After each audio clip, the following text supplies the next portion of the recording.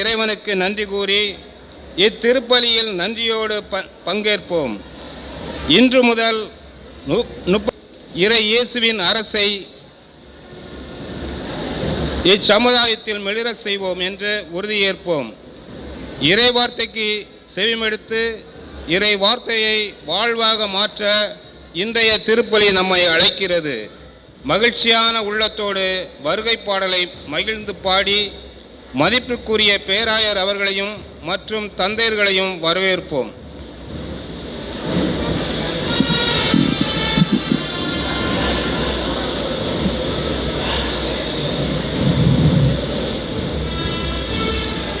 இறையேசுவில் பிரியமான சகோதர சகோதரிகளே,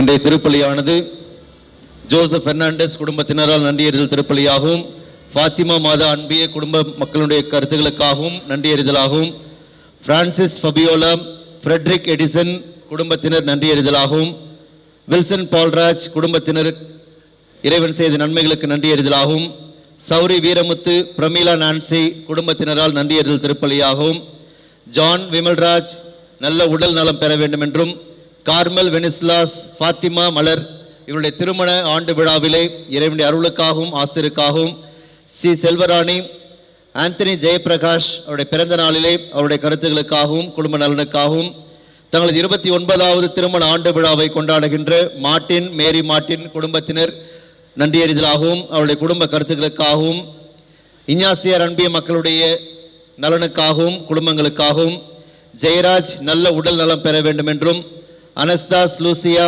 குடும்ப கருத்துக்கள் நிறைவேற வேண்டும் என்றும் மற்றும் குடும்பத்தில் உள்ள தடைகள் நீங்கி திருமணம் சிறப்பாக நடைபெற வேண்டும் என்றும், இருதயராஜ் குடும்ப கருத்துக்களுக்காகவும், மத்தேயு அன்பிய மக்களின் கருத்துக்களுக்காகவும் அவருடைய நலனுக்காகவும், இன்றைய திருப்பலியை உபயமாக சிறப்பிக்கின்ற இமானுவேல் ஏஞ்சல் மேரி இவர்களுடைய குடும்ப நலனுக்காக சிறப்பான விதத்தில் இந்த திருப்பலியிலே நாம் ஒப்பு கொடுத்து ஜெபிப்போம். இறைவன் அவர்களையும் அவருடைய குடும்பத்தாரையும் நிறைவாக ஆசீர்வதிக்க வேண்டும் என்றும், அவருடைய எண்ணங்களும் இயக்கங்களும் எதிர்பார்ப்புகளும் நிறைவேற வேண்டும் என்றும், இறையருள் அவர்களோடு இருந்து அவளை வழிநடத்த வேண்டும் என்று சிறப்பாக திரு இமானுவேல் திருமதி ஏஞ்சல் மேரி அவருடைய குடும்பத்திற்காக ஜெபிப்போம். அத்துடன் இந்த நாளை சிறப்பிக்கின்ற அன்பையங்களுக்காகவும், மரியாயின் சேனை மற்றும் தொன்போஸ்கோ மெட்ரிகுலேஷன் பள்ளி ஆசிரியர்கள் மாணவர்களுடைய நலனுக்காகவும் இந்த திருப்பலியிலே நாம் ஒப்பு கொடுத்து ஜெபிப்போம்.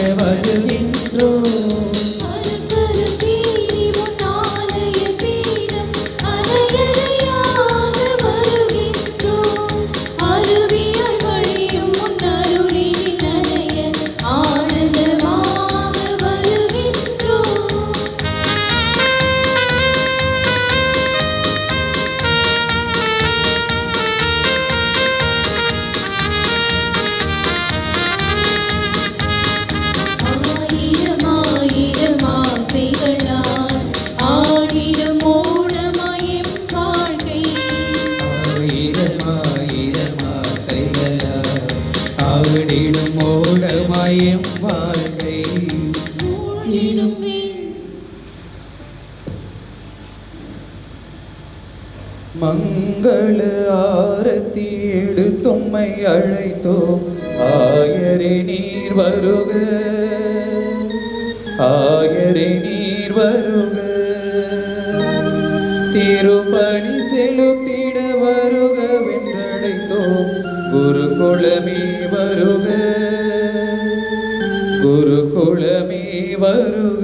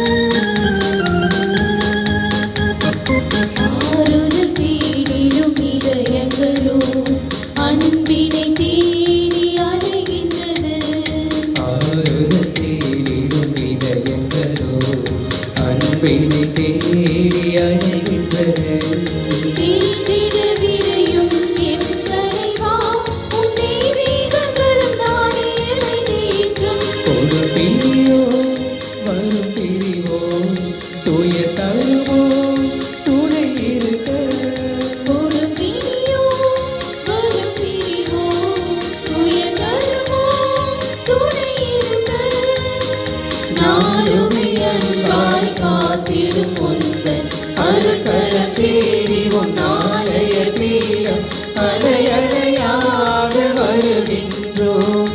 அருவியை வழியும் உன் அருளினில் நனைய ஆனந்தமாக வருகின்றோம்.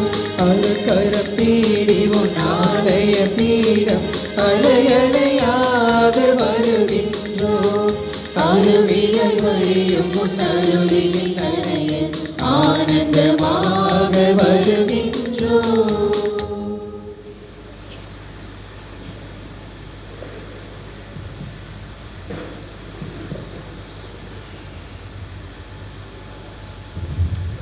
தந்தை மகன் தூயாவியாரின் பெயராலே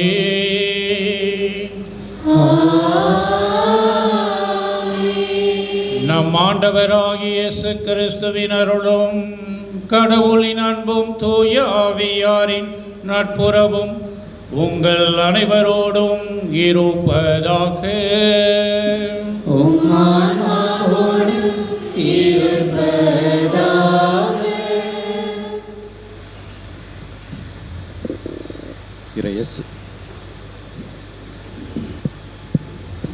சிவில் பிரியமான சகோதர சகோதரிகளே,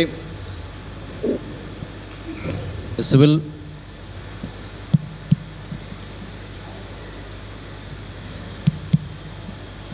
பிரியமானவர்களே, இளைஞர்களின் தந்தையும் ஆசிரியருமான புனித ஜான் போஸ்கோ ஆன்மாக்களை எனக்கு கொடுங்கள், மற்ற அனைத்தையும் எடுத்துக்கொள்ளுங்கள் என்று இளையோரின் ஆன்ம மீட்புக்காக, இறை மக்களின் நலனுக்காக, நல்வாழ்வுக்காக, புனித வாழ்வுக்காக தன்னையே அர்ப்பணித்து வாழ்ந்த புனித ஜான் போஸ்கோவின் பெருவிழாவை சிறப்பிப்பதற்கான நவநாளை இன்று நாம் தொடங்குகின்றோம். இந்த நாளிலே தந்தைக்குரிய அன்போடு நம்மிடையே வருகை புரிந்து இந்த விழாவை கொடியேற்றி திருப்பலி நிறைவேற்றி தொடங்கி வைத்திருக்கின்ற நம்முடைய அன்பிற்கும் பாசத்திற்கும் உரிய நம் உயர்மறை மாவட்ட பேராயர் மேதகு ஜார்ஜ் அண்டனிசாமி அவர்களை பங்கின் அருள் தந்தையர்கள், பங்கு பேரவை, இறை மக்கள் அனைவரின் சார்பாகவும் அன்போடும் பாசத்தோடும் வருக வருக என்று வரவேற்கின்றேன்.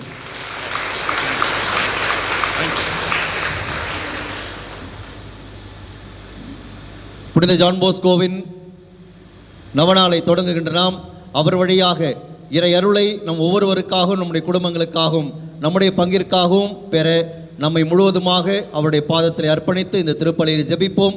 இறை அருள் நம் புனிதரின் பாதுகாவலரின் வழியாக நமக்கு நிறைவாக கிடைக்க வேண்டும் என்று உருக்கமாய் இந்த திருப்பலியிலே ஜெபிப்போம். சகோதர சகோதரிகளே, தூய மறை நிகழ்வுகளை கொண்டாட நாம் தகுதி பெறும் பொருட்டு நமது குற்றங்களை ஏற்று மனம் வருந்துவோம்.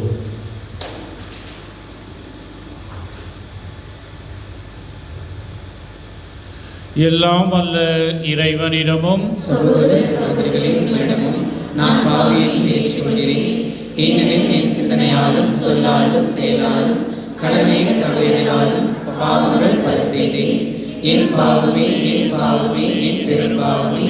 ஆகையால் எப்பொழுதும் கன்னியான புனித மரியாதையும் வானதூதர் புனித அனைவரையும் சகோதர சகோதரிகளையும் நம் இறைவனாகிய ஆண்டவரிடம் எனக்காக வேண்டிக் கொள்ள மன்றாடுகிறேன். எல்லாம் வல்ல இறைவன் மீது இரக்கம் வைத்து நம் பாவங்களை மன்னித்து நம்மை நிலை வாழ்விற்கு அழைத்து செல்லுவாராக. ஆமென்.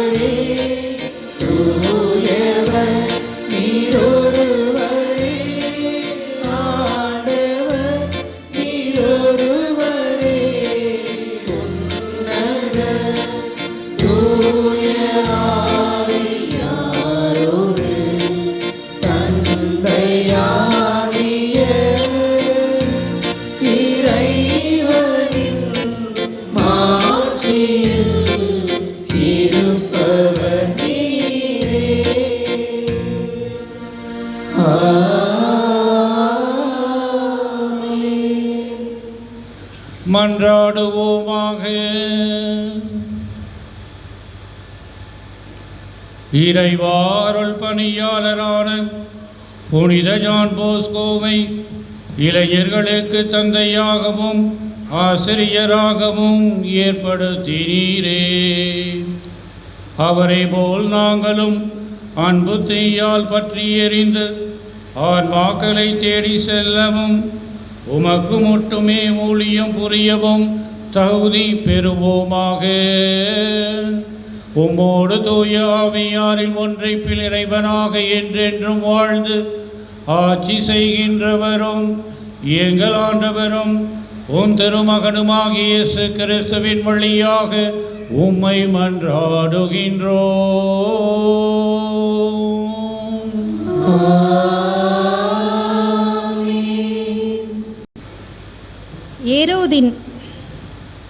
ஏரோதின் கையிலிருந்து ஆண்டவர் என்னை விடுவித்து காத்தார் என்று நான் உண்மையாகவே அறிந்து கொண்டேன்.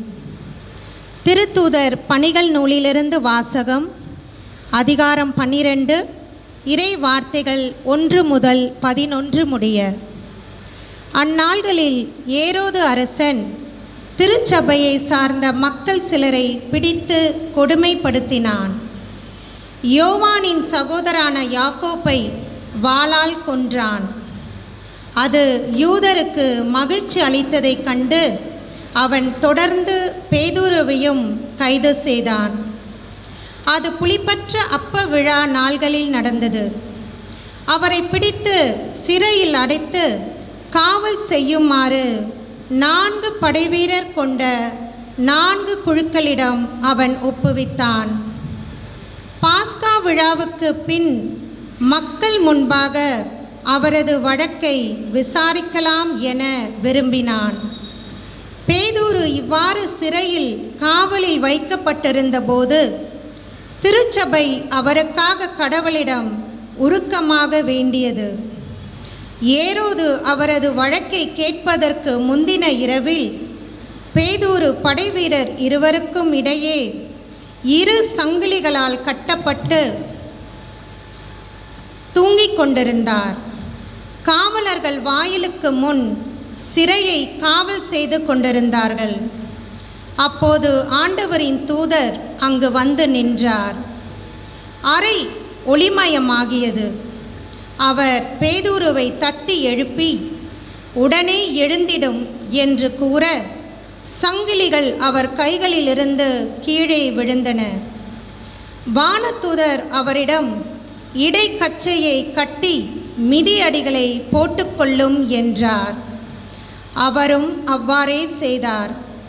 தூதர் அவரிடம் உமது மேலாடையை அணிந்து கொண்டு என்னை பின்தொடரும் என்றார்.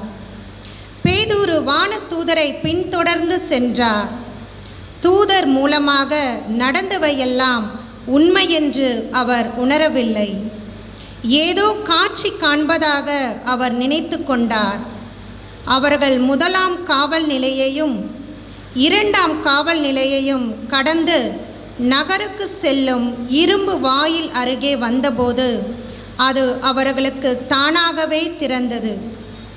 அவர்கள் வெளியே வந்து ஒரு சந்து வழியாக சென்றார்கள். உடனே வானதூதர் அவரை விட்டு அகன்றார். பேதுரு தன்னுணர்வு பெற்றபோது ஆண்டவர் தம் வானதூதரை அனுப்பி ஏரோதின் கையிலிருந்து என்னை விடுவித்து யூத மக்கள் எதிர்பார்த்த எதுவும் நிகழாதவாறு என்னை காத்தார் என்று நான் உண்மையாகவே அறிந்து கொண்டேன் என்றார். ஆண்டவர் வழங்கும் அருள்வாக்கு. இறைவனுக்கு நன்றி.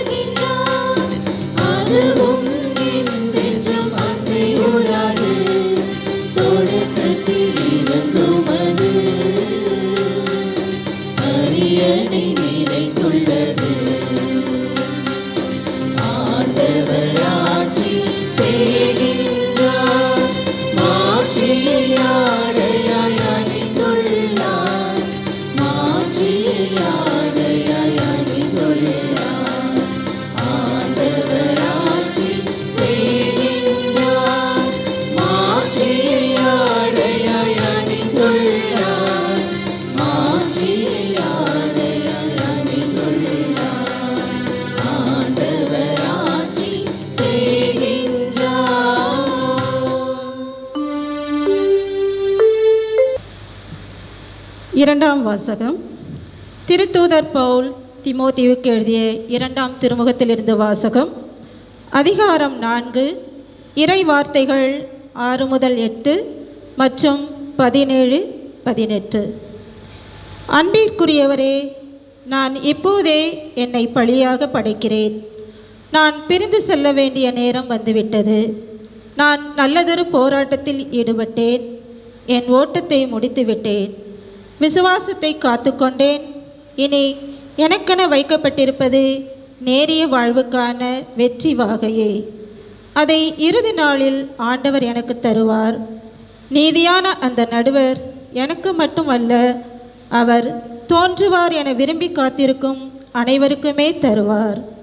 நான் அறிவித்த செய்தி நிறைவுற்று அனைத்து நாட்டவரும் அதனை கேட்க வேண்டும் என்று ஆண்டவர் என் பக்கம் நின்று எனக்கு வலுவூட்டினார். சிங்கத்தின் வாயிலிருந்தும் என்னை விடுவித்தார். தீங்கு அனைத்திலுமிருந்து அவர் என்னை விடுவித்து தம் விண்ணரசில் சேர்த்து எனக்கு மீட்பளிப்பார். அவருக்கே என்றென்றும் மாட்சி உரித்தாகுக. ஆமேன். ஆண்டவர் வழங்கும் அருள்வாக்கு.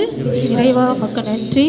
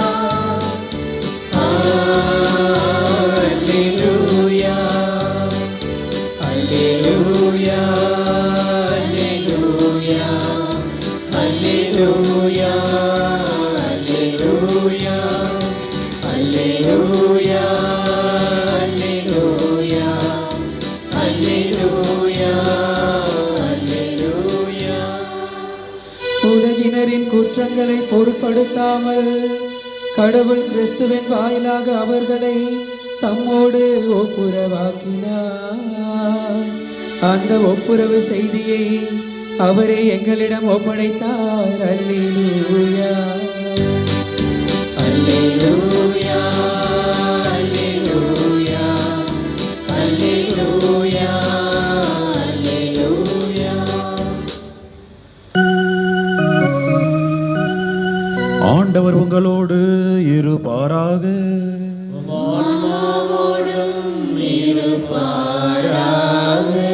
புனித மத்தேயு எழுதிய நற்செய்தியிலிருந்து வாசகம்.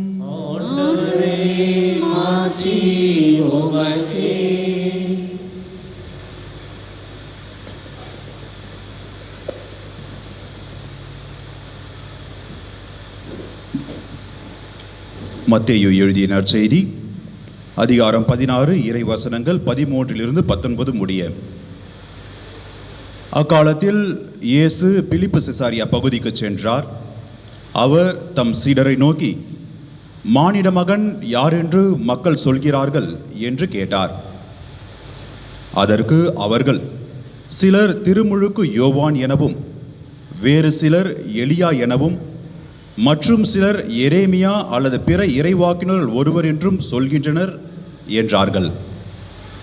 ஆனால் நீங்கள் நான் யார் என சொல்கிறீர்கள் என்று அவர் கேட்டார். சீமோன் பேதுரு மறுமொழியாக, நீர் மெசியா, வாழும் கடவுளின் மகன் என்று உரைத்தார். அதற்கு இயேசு, யோனாவின் மகனான சீமோனே, நீ பேறு பெற்றவன். ஏனெனில் எந்த மனிதரும் இதை உனக்கு வெளிப்படுத்தவில்லை, மாறாக விண்ணகத்தில் உள்ள என் தந்தையே வெளிப்படுத்தியுள்ளார். எனவே நான் உனக்கு கூறுகிறேன், உன் பெயர் பேதுரு. இந்த பாறையின் மேல் என் திருச்சபையை கட்டுவேன்.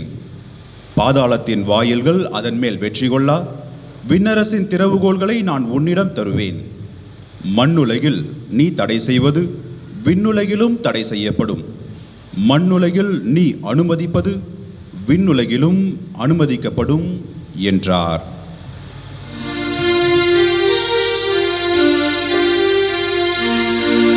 ஆண்டவரின் அருள்வாக்கு. கிறிஸ்துவே உமக்கு புகழ்.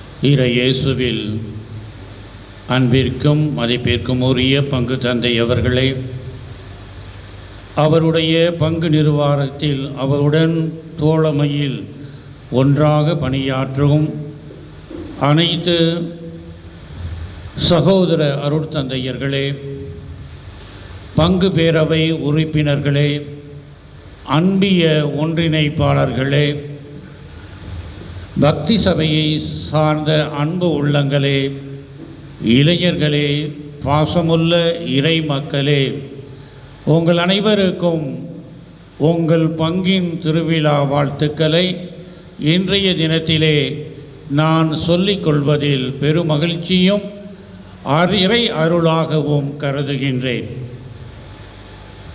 பங்கின் பெருவிழாவை இன்று கொடியேற்றி இறைவனுக்கு நம்முடைய வாழ்க்கையில் நாம் எவ்வாறு இளைஞர்களுக்கு ஆசிரியராகவும் தந்தையாகவும் இருக்கின்ற புனித டொன் போஸ்கோ இங்கு கூடியிருக்கின்ற நம் அனைவருக்கும், நம்முடைய பங்கிலே இருக்கின்ற அனைத்து மக்களுக்கும் வழிகாட்டியாக இருக்கின்றார் என்பதை சிந்தித்து இன்றைய தியானத்திற்காக நமக்கு கொடுக்கப்பட்டிருக்கின்ற கருத்து திரு அவையின் தலைமைக்கு கீழ்ப்படிதலோடு இருந்த தந்தை.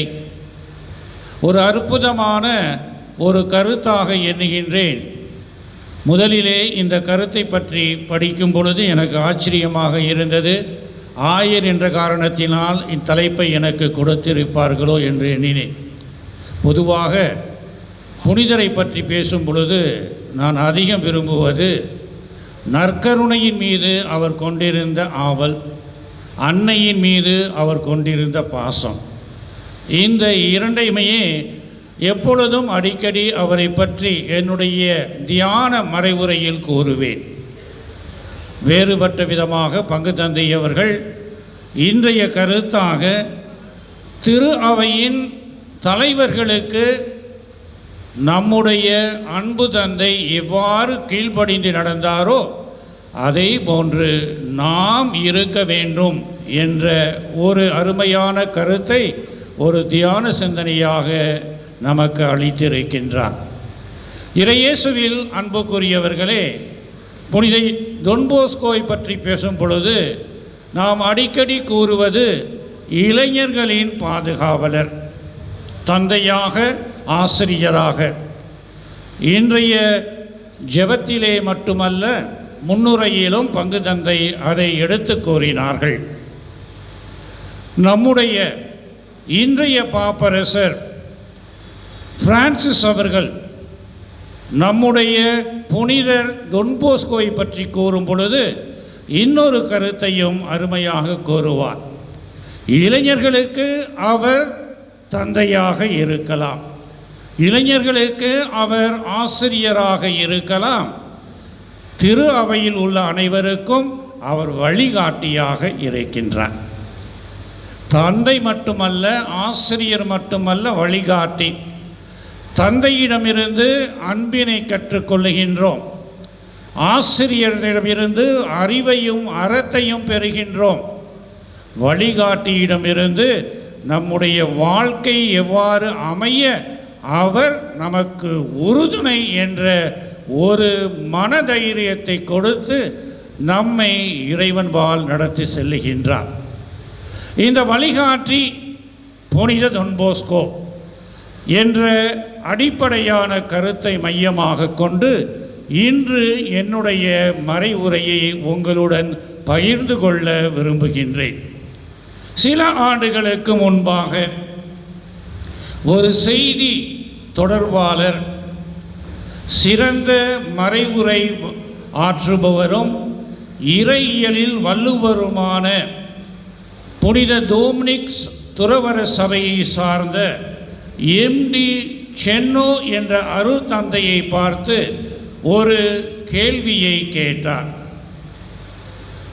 ஆங்கிலத்திலே அதை பற்றி கூறும் பொழுது, இக்காலகட்டத்திலே, in the world of today, according to you, dear father, can you give a list of saints who could be considered really the saints of the modern times? இக்காலகட்டத்திற்கு ஏற்றவாறு அன்பு தந்தையே, உங்களால் ஒரு சில புனிதர்கள் இக்காலகட்டத்திற்கு ஏற்றவர்களாக இருக்கின்றார்கள் என்பதை உம்மால் கூற முடியுமா என்று கேட்டபொழுது, அதற்கு அந்த அருட்தந்தை இறையியல் வல்லுனர் எம்டி செனோ என்பவர் அருமையாக கூறிய வார்த்தை இது. ஆங்கிலத்திலே, "It gives me great pleasure to recall, first of all, someone who anticipated the council by a century, namely Don Bosco." இறையேசுவில் அன்புக்குரியவர்களே, இந்த இறையியல் வல்லுனர் கூறுகின்ற இந்த அருமையான கருத்து என்னவென்றால், இரண்டாம் வத்திக்கான் சங்கம் வருவதற்கு முன்பாகவே தன்னுடைய வாழ்க்கை காலத்திலே திரு அவை எவ்வாறு இருக்க வேண்டும் என்பதை அறிந்தவராக, புரிந்தவராக, அந்த திரு அவைக்கு தன்னுடைய இளைஞர்களை தேர்ந்தெடுக்கும் ஒரு பணியை மட்டுமல்ல, தான் தோற்றுவித்த துறவற சபையில் உள்ள அனைத்து குருக்களும், கன்னியர்களும், சகோதரர்களும், the collaborators also, how they are supposed to be really the members of the Catholic Church, being obedient to the Holy Father. ஆம், அவருடைய பாணியிலே, அவர் வாழ்ந்த காலத்திலே திரு அவை எவ்வாறு இருக்க வேண்டும் என்பதை தெள்ளத் தெளிவாக காட்டுகின்றார். அவர் காட்டிய சில அரும்பெரும் கருத்துக்கள் இரண்டாம் வத்திக்கான் சங்கம் முடிந்த பிறகு நமக்கு கொடுக்கப்பட்ட திரு அவையின் ஏடு லூமன் ஜென்சியம், உலகின் ஒளி திரு அவை என்ற வத்திக்கான் ஏட்டிலே அவருடைய கருத்துக்கள் வெவ்வேறு இடத்திலே கொடுக்கப்படுகின்றன. இதிலிருந்து நாம் என்ன தெரிந்து கொள்கின்றோம்? நம்முடைய சிந்தனைக்கு இன்று நம்முடைய புனிதர் திரு அவையின் மீது அன்பு கொண்டவராக, திரு அவையின் மீது அவர் கொண்டிருந்த மதிப்பும் மரியாதையும், அவர் தோற்றுவித்த துறவற சபையில் மட்டுமல்ல, யாருக்காக அந்த சபையை ஏற்படுத்தினாரோ அவர்களுக்கு மட்டுமல்ல, உலகிலே இருக்கின்ற அனைத்து கத்தோலிக்க மக்களுக்கும் கொடுக்கின்ற ஒரு வழிமுறையாக, ஒரு கைட் என்ற முறையிலே அவருடைய போதனைகள் அமைந்திருக்கின்றன. திருச்சபையை அன்பு செய்த காரணத்தினால் இன்றைய நற்செய்தியை நாம் கேட்ட அருமையான பகுதி, என்னை யார் என்று சொல்லுகின்றார்கள் இவ்வுலகிலே மக்கள் என்ற கேள்வியை தன்னுடைய சீடர்களிடம் கிறிஸ்து கேட்கின்றார். திருமுழுக்கு யோவான், எலியா அல்லது எரேமியா என்ற இறைவாக்கினரை போன்று உம்மை பற்றியும் கூறுகின்றார்கள் என்று கேட்கும் பொழுது, புனித பேதுரு மற்றும் அருமையான ஒரு பதிலை கொடுக்கின்றார். அந்த பதில்தான் திரு அவை எவ்வாறு இருக்க வேண்டும் என்பதற்கு முதற்கட்ட அடித்தளமாக அமைந்திருக்கின்றது. மானிட மகன் யார் என்று மக்கள் சொல்லுகின்றார்கள் என்று கேட்டவுடன் பல பதில்களுக்கு பிறகு சீமோன் பேதுரு மறுமொழியாக, நீர் மெசியா, வாழும் கடவுளின் மகன். இவ்வாறு கூறியவுடன் ஆண்டவராகிய இயேசு கிறிஸ்து கூறுகின்ற வார்த்தை, நீ கூறிய இந்த வார்த்தைகள் உன்னுடைய வாயிலிருந்து வரவில்லை, தூய ஆவியின் செயல்பாட்டினால் வந்த வார்த்தைகள் என்று கூறியவர், உன் பெயர் பேதுரு, இந்த பாறையின் மீது என் திருச்சபையை கட்டுவேன். அத்தகைய திருச்சபை எவ்வாறு இருக்க வேண்டும் என்பதை இன்றைய முதல் வாசகம். பேதுரு இறைவனால் அழைக்கப்பட்டவர், கிறிஸ்துவினால் தேர்ந்தெடுக்கப்பட்டவர், திரு அவையின் தலைவராக நியமிக்கப்பட்டவர். தன்னுடைய வாழ்க்கையிலே படுகின்ற கஷ்டங்களையும், சிறையில் அவர் கைதியாக இருந்து இறைவனால் எவ்வாறு அவர் ஒரு புதுமையின் மூலமாக வெளியே கொண்டு வரப்படுகின்றார் என்ற இந்த முதல் வாசகமும், இரண்டாம் வாசகத்திலே புனித பவுலடியார் கூறுகின்றது, இரண்டாம் தீமோத்தேயுவுக்கு எழுதிய திருமுகத்தில் அருமையான பகுதி. நான் அறிவித்த செய்தி நிறைவுற்று அனைத்து நாட்டவரும் அதனை கேட்க வேண்டும் என்ற ஆண்டவர் என் பக்கம் நின்று எனக்கு வலுவூட்டினார். சிங்கத்தின் வாயிலிருந்தும் என்னை விடுவித்தார், தீங்கும் அனைத்திலுமிருந்தும் என்னை விடுவித்தார். எனவே திருச்சபையின் தலைவர்களாக இருக்கின்றவர்கள் என்றுமே துன்பத்திற்கு ஆளாக தைரியமாக இருக்க வேண்டும் என்பதை இந்த இரண்டு முதல் வாசகங்களும் கோடிட்டு காட்டுகின்றது. அச்சமயத்திலே கடவுளின் மகன் எவ்வாறு துன்பத்தின் மூலமாக நம்மை மீட்டாரோ, அவரால் தேர்ந்தெடுக்கப்பட்ட திரு அவையின் தலைவர்களும் துன்பத்தை அரவணைத்தவர்களாக இருக்க வேண்டும் என்று. இதனை தான் நம்முடைய புனிதரின் அன்னையும் அருமையாக இன்னொரு காலகட்டத்திலே கூறுகின்றார். தன்னுடைய மகன் குருத்துவம் நிலைக்கு உயர்த்தப்படும் பொழுது அவரை அழைத்து கூறுகின்ற அருமையான வார்த்தைகள் இதுதான். Today you will begin to suffer by saying that the mother of Saint John Bosco wanted to emphasize a reality but also catch his attention, because if a son did not recognize suffering, it would mean things were not going well. அன்புக்குரியவர்களே, இது ஒரு அன்னையின் இறைவாக்காக அமைகின்றது. நம்முடைய புனிதரின் வாழ்க்கையில் திரு அவை மலர வேண்டுமென்றால், வளர வேண்டுமென்றால், துன்பங்களையும் சங்கடங்களையும் இடையோர்களையும் சவால்களையும் கட்டாயமாக சந்திக்க வேண்டும் என்பதை தன்னுடைய வாழ்க்கையில் நிறைவாக எடுத்து காட்டுகின்ற காரணத்தினால், நான் என்னுடைய வாழ்க்கையில் என்னுடைய துறவற சபையின் என்னோடு இருக்கின்ற இளைஞர்களுக்கு கூறுகின்ற போதனை என்னவென்றால், திரு அவையை அன்பு செய்ய வேண்டும். திரு அவையின் தலைவர்களாக இருக்கின்ற திருத்தந்தையையும் சரி, ஆயர்களையும் சரி, குருக்களையும் கன்னியர்களையும் மரியாதையோடு கீழ்ப்படியதோடு நடத்த வேண்டும் என்ற ஒரு கருத்தை நமக்கு தெள்ளத் தெளிவாக காட்டுகின்றார்.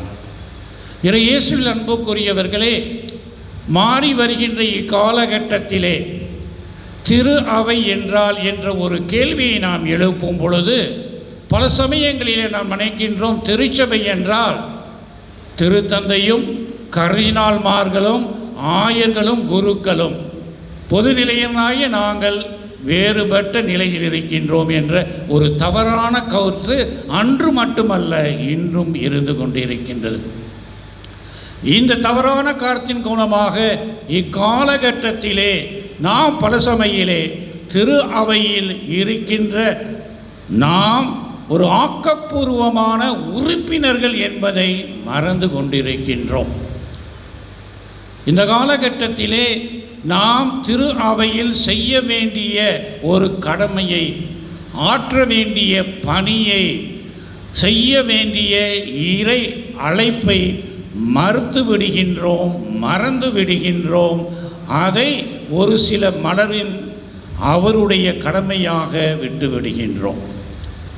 இச்சமயத்தில்தான் உங்களிடம் கேள்வி ஒன்று கேட்க விரும்புகின்றேன்.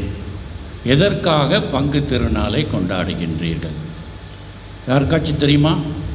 பங்கு திருநாளை எதுக்கு கொண்டாடுறீங்க? எனக்கு ஒரு வகையில் ஒரு மகிழ்ச்சியாகவும் இருந்தது, ஆச்சரியமாக இருந்தது. போன வருஷம் கொரோனாவில் கொண்டாட முடியாதனால இந்த வருஷம் இந்த ஒரு பங்கில் இப்போ கொண்டாடிட்டாங்க. திருப்பியும் இந்த வருஷம் கடைசியில் 2வது தடவை கொண்டாடுவாங்களாம். நான் கேட்டேன், இன்னொரு வருஷம் வருது, ஒரு நாள் இல்லாட்டினா அடுத்த தடவை நோனோ, போன வருஷம் கொண்டாடுறது இப்போ கொண்டாடிடணும். 3 நாள் மட்டும் இல்லை, 9 நாள். எதுக்கு கொண்டாடுறீங்க? ஒவ்வொருத்தரும் ஒரு பதிலை சொல்வீங்க. எனக்கு வேணாம், பதில் வேணாம், நீங்கள் மனசுலே சொல்லுங்கள். திரு அவையில் தலைவராக இருக்கின்ற திருத்தந்தையை போற்றி மதித்து வணங்கி வணக்கம் செலுத்தி அவருக்கு கீழ்ப்படிய வேண்டும் என்று கூறுகின்ற நமது புனிதர் இன்று உங்களுடைய மத்தியில் இருந்திருந்தால் இந்த கேள்விக்கு என்ன பதில் கொடுப்பீங்க? அவர் வழிகாட்டி என்ற முறையிலே உங்களிடம் கேட்கின்றேன். இறையேசுவில் அன்புக்குரியவர்களே, பங்கின் திருநாள் 3 முக்கியமான காரியங்களுக்காக கொண்டாடப்படுகின்றது. உன் மனசில் இது இருந்ததுன்னா சரினா I will be very happy. முதலிலே எதற்காக? கத்தோலிக்க திருச்சபையின் மீது நாம் கொண்டிருக்கின்ற விசுவாசத்தை அறிக்கையிட. அதற்காகத்தான் நம்முடைய புனிதரின் கொடியை நான் பவனியாக எடுத்து விசுவாசத்தை அறிவித்தோம். கோயிலை சுற்றி வந்தோம். சில பங்குகளில் ஒரு தெருவிலேருந்து இன்னொரு தெரு முனைக்கு போவாங்க. இல்லாட்டி சிறு கோயில் இருந்தால் அங்கிருந்து பங்கு கோயிலுக்கு எடுத்து வருவார்கள். கத்தோலிக்க திருச்சபையின் மீது கொண்டிருக்கின்ற விசுவாசத்தை, நம்முடைய கிறிஸ்துவ நம்பிக்கையை அறிக்கை இடுவதற்காக முதலிலே. இரண்டாவதாக எதற்காக கொண்டாடுகின்றோம்? To strengthen our parish unity. நம்மிடையே இருக்கின்ற உறவுகளை உறுதிப்படுத்தி வளர்க்க. பல பங்கில் இதுதான் ஒரு கஷ்டமானது. சொல்லுவாங்க, 8ஆம் தேதி முதல் நாள் நான் தான் உபயம் செய்வேன். இந்த உலகம் இருக்க வரைக்கும் எங்கள் குடும்பம் தான் செஞ்சிட்டு இருந்தது, யாரும் செய்ய முடியாது. அங்கே என்ன ஒற்றுமை இருக்குது? இன்னொரு பங்கில் பங்கு சாமியார், ஃபாதர் நீங்கள் வராதிங்க, நீங்கள் 5 வருஷம்தான் இங்கே இருப்பீங்க, உங்களுக்கு இங்கே என்ன நடந்ததுன்னு தெரியாது. இந்த திருநாள் இப்படி தான், இந்த ரோட்டு வழியாக தான் போனால் தான் நாங்கள் ஆசீர்வதிக்கப்பட்டவங்க. அந்த ரோட்டுக்கு போனீங்கன்னா வேறு நடந்துரு ஃபாதர், அதுக்கு நாங்கள் பொறுப்பு இல்லை, நீங்கள் தான் பொறுப்பு. பயமுறுத்தது பங்கு சாமியார். நடந்து கொண்டு இருக்குது. இன்னொரு பங்கில் வேறு மாதிரி, ஃபாதர் பங்கு திருநாளை கொண்டாடுறோம், இந்த பங்கு திருநாள்லேருந்து வர நீங்கள் கலெக்ட் பண்ணுற மணியை சொல்கிறேன், அதுவும் சொல்லிடணும். இந்த பணம் எல்லாம் நீங்கள் அதை பற்றி பேசவே கூடாது. நாங்கள் கலெக்ட் பண்ணுவோம், நாங்கள் செலவு செய்வோம், உங்கள்கிட்ட அக்கௌண்ட் மட்டும் கொடுப்போம், மீதி பணம் இருந்தால் கூட நீங்கள் கேட்கக்கூடாது. இது ஒரு குரூப். இயேசுவில் அன்புக்குரியவர்களே, திருநாளை இதற்காக கொண்டாடுகின்றோமா? திரு அவையை கீழ்ப்படிய வேண்டும், வணக்கம் செலுத்த வேண்டும் என்று விசுவாசத்தை, நாம் கத்தோலிக்க விசுவாசத்தை அறிக்கையிடுகின்ற மக்கள், இரண்டாவதாக நம்மிடையே இருக்கின்ற பங்கு உறவை வளர்ப்பதற்காக இருக்கின்றது. அந்த தவறான எண்ணங்களும் செயல்களும் இன்னும் பல பங்கிலே இருந்து கொண்டிருக்கின்றது. அதனால் உண்மையான பங்கு விழா என்பது விசுவாசத்தை அறிக்கையிடுவதும் நம்மிடையே இருக்கின்ற உறவை வலுப்படுத்துவதும். ஆப்பிரிக்காவில் அது அடிக்கடி செய்வாங்க. நான் அந்த சமயத்தில் இங்கே இருந்தப்போ, நுன்சியாக இருந்தப்போ, ஒரு தடவை பங்கு போயிருந்தப்போ, பங்கு திருநாளில் அவங்க கொண்டாடுறது 2 நாள் தான். ஏன்னா அவங்களுக்கு வசதி கிடையாது, எலக்ட்ரிசிட்டி கிடையாது, பகலில் தான் 4 மணிக்கெல்லாம் முடிஞ்சிடணும், ஏன்னா அப்புறம் இருட்டாயிரும். 2ஆம் நாள் அவங்க கொண்டாடுற ஒரு அர்த்தமான விழா சமாதானத்தின் மன்னிப்பின் விழா. இந்த பங்கில் அப்பப்போ யார் யார் தவறு செஞ்சாங்களோ, குற்றம் புரிந்தார்களோ அவர்களெல்லாம் பங்கு தந்தை அல்லது ஆயர் வந்தார் அவர்களிடமிருந்து மன்னிப்பு கேட்டு மீண்டும் பங்கில் ஒன்றாக இணையும் விழா. எனவே இரண்டாவது கருத்து, உங்களுடைய பங்கிலே எவ்வாறு இருக்கின்றது? பங்கு சாமியார் தான் தெரியும். சொல்லுவார், ஐயோ பங்கு விழா கொண்டாடுறதுக்கு முன்னால் என் தலைவலி ஆரம்பிச்சிடுச்சு, புனித தொன் போஸ்கோவை வழிகாட்டும் 10 நாளில் எப்படி முடிக்க போகிறனோ, தினைக்கு யார்கிட்ட வாங்க வேண்டுமோ, பேச வேண்டுமோ, நல்ல வேலை இங்கேனாச்சும் 5 சாமியார் இருந்திருக்காங்க, தாங்கிக்குவாங்க. சில பங்கள் தனியாக இருப்பார். அத்தகைய விழாவா பங்கு விழா? மூன்றாவதாக, விசுவாசத்தை அறிக்கையிடுவது மட்டுமல்ல, நம்முடைய பங்கு உறவை வளர்ப்பு மட்டுமல்ல, நாம் எடுத்திருக்கின்ற முயற்சிகளை நாம் மென்மேலும் வலுப்படுத்த,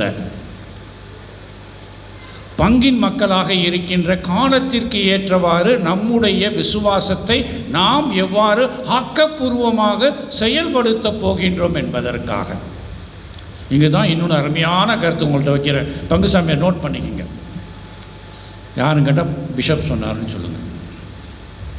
நம்முடைய திருத்தந்தை இப்போ என்ன தெரியுமா சொல்கிறாரு? 9 மாதங்கள் இந்த தொற்று பரவுதலின் காரணமாக, COVID-19 காரணமாக நம்முடைய இயல்பு வாழ்க்கையில் முழுவதுமாக மாற்றப்பட்டது. உங்களுக்கு எல்லாம் தெரியும் இந்த 9 மாதம் எப்படி இருந்தோம். ரொம்ப ஆச்சரியமாக இருக்குது அதை யோசித்து பார்த்தா. இது மாதிரி வருமானு கூட ஒரு யோசிப்போம். இப்போ எல்லாம் சில பேர் முகக்கவசம் போடாமல் இருக்கீங்க, ஆனால் சில பேர் வச்சுருக்காங்க கையில், அதை கர்ச்சிப்பாகவும் யூஸ் பண்ணிக்கிறாங்க. பிஷப் சொன்னார்னா உடனே போட்டுக்கிறாங்க. ஒரு பங்கில் சொன்னேன், என்ன அப்படி உட்காந்துருக்கீங்க, நான் போட முடியாது, போடனா நீ பேசுனா அவங்க கேட்காத, அதுக்கு நான் போடாமல் இருக்கேன். ஒரு அம்மா அதை தான் வச்சு தொடச்சிச்சு, நான் சொன்னோன்னே அதே விரிச்சு மூக்கில் போட்டுச்சு. இத்தகைய ஒரு நிலையில் நாம் இருந்தோம். ஒரு காலகட்டத்தில் முகக்கவசம் போட்டு ரோட்டில் போனார்னா நம்மளாம் ஒதுக்கிடுவோம், அவருக்கு ஏதோ தொற்று நோய் ஏற்படுக்கணும். இப்போ நீங்கள் போடாமல் போனீங்கன்னா உங்களை போட்டு மற்றவங்க ஒதுக்கிறாங்க இல்லையா? அத்தகைய ஒரு சூழ்நிலையில் தள்ளப்பட்ட நாம், அத்தகைய தொல்லை நோயில் ஏற்பட்ட ஒரு இக்கலான இடைஞ்சலான ஒரு சவாலில் இருந்து நாம் விடுபட்டு வெற்றியினை போட்டிருக்கும் சமயத்திலே திருத்தந்தை கூறுவது,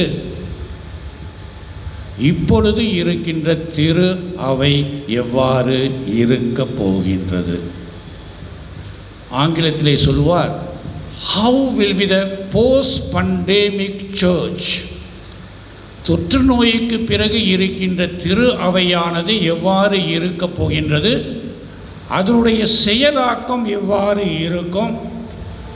அது எவ்வாறு தன்னுடைய குறிக்கோளை அடிப்படையாக கொண்டு, குறிக்கோள் என்பது கிறிஸ்துவ அழைப்பின் 3 நற்செய்தியை பரப்புவது, கிறிஸ்துவத்தில் உள்ள மக்களுக்கு புனித வாழ்க்கையை கொடுப்பது, 3ஆவதாக சமூக வாழ்க்கையில் நம்மையை ஈடுபற்றி எல்லோரையும் கடவுளின் பிள்ளைகள் என்ற ஸ்தானத்தில் வளர்ப்பது என்று கூறப்படுகின்றது.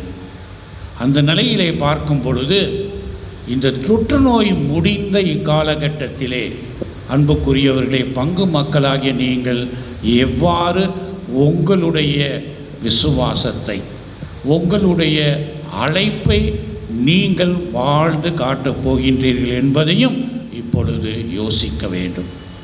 அதற்காகத்தான் நான் அடிக்கடி இப்பொழுது சொல்லிக் கொண்டிருக்கின்றேன், திருநாளுக்கு நீங்கள் செலவிடும் பணம் இவ்வளோ சேர்த்தோம், கடைசி காசு இருக்க வரைக்கும் நாங்கள் பண்ணிடணும், இல்லாட்டி அடுத்த வருஷம் மக்கள் கொடுக்க மாட்டாங்க. அந்த நிலைமை மாற வேண்டும். அதற்கு பிறகாக உங்கள் பங்கிலே இந்த தொற்று நோயின் காரணமாக எத்தனை பேர் வேலை இல்லாமல், வாழ்வாதாரம் இல்லாமல் இன்னமும் கஷ்டத்தில் இருந்து கொண்டிருக்கின்றார். ஒரு சேலை வாங்கி கொடுப்பது பெருசு கிடையாது, ஒரு படி அரிசி கொடுப்பது பெருசு கிடையாது, ஒரு நாள் சோறு போடுவது பெருசு கிடையாது. அந்த வாழ்வாதாரம் இல்லாத மக்களை இனம் கண்டு அவர்களுக்கு நீங்கள் எந்த வகையிலே வாழ்வாதாரம் கொடுக்க போகின்றீர்கள்? திருச்சபைக்கு கீழ்ப்படிதல் அதுதான். அதை தான் புனிதர் தன்னுடைய காலத்திலே அவருடைய சூழ்நிலைக்கு ஏற்றவாறு இளைஞர்கள் எவ்வாறு கைவிடப்பட்டு இருந்தார்களோ அவர்களை பேணி காத்து சமுதாயத்தில் அவர்களை தலைவர்களாகவும் நல்ல கிறிஸ்தவர்களாகவும் மாற்ற வேண்டும் என்பதற்காகத்தான் அப்பொழுதே இத்தகைய ஒரு முக்கியமான முன்னெடுப்பை அவர் செய்து இருக்கின்றார். அதை நீங்கள் செய்ய போகின்றீர்களா? பங்கு பேரவை உறுப்பினர்களே, உட்காருங்க. இந்த திருநாள் முடிஞ்ச பிறகு ஒரு 10 ஏழை குடும்பம் யார் வாழ்வாதாரமும் இருக்காங்களோ அவங்களுக்கு ஏதாவது சில பங்குகளை நான் போகிறேன் செஞ்சிட்டு இருக்காங்க. சில வயது முதியவர்கள் ஒன்றுமே இல்லாதவங்களுக்கு மாதம் ஒரு பென்ஷன் தொகை மாதிரி 200 ரூபாயோ 300 ரூபாயோ கொடுப்பது பல வகையில் செய்யலாம்.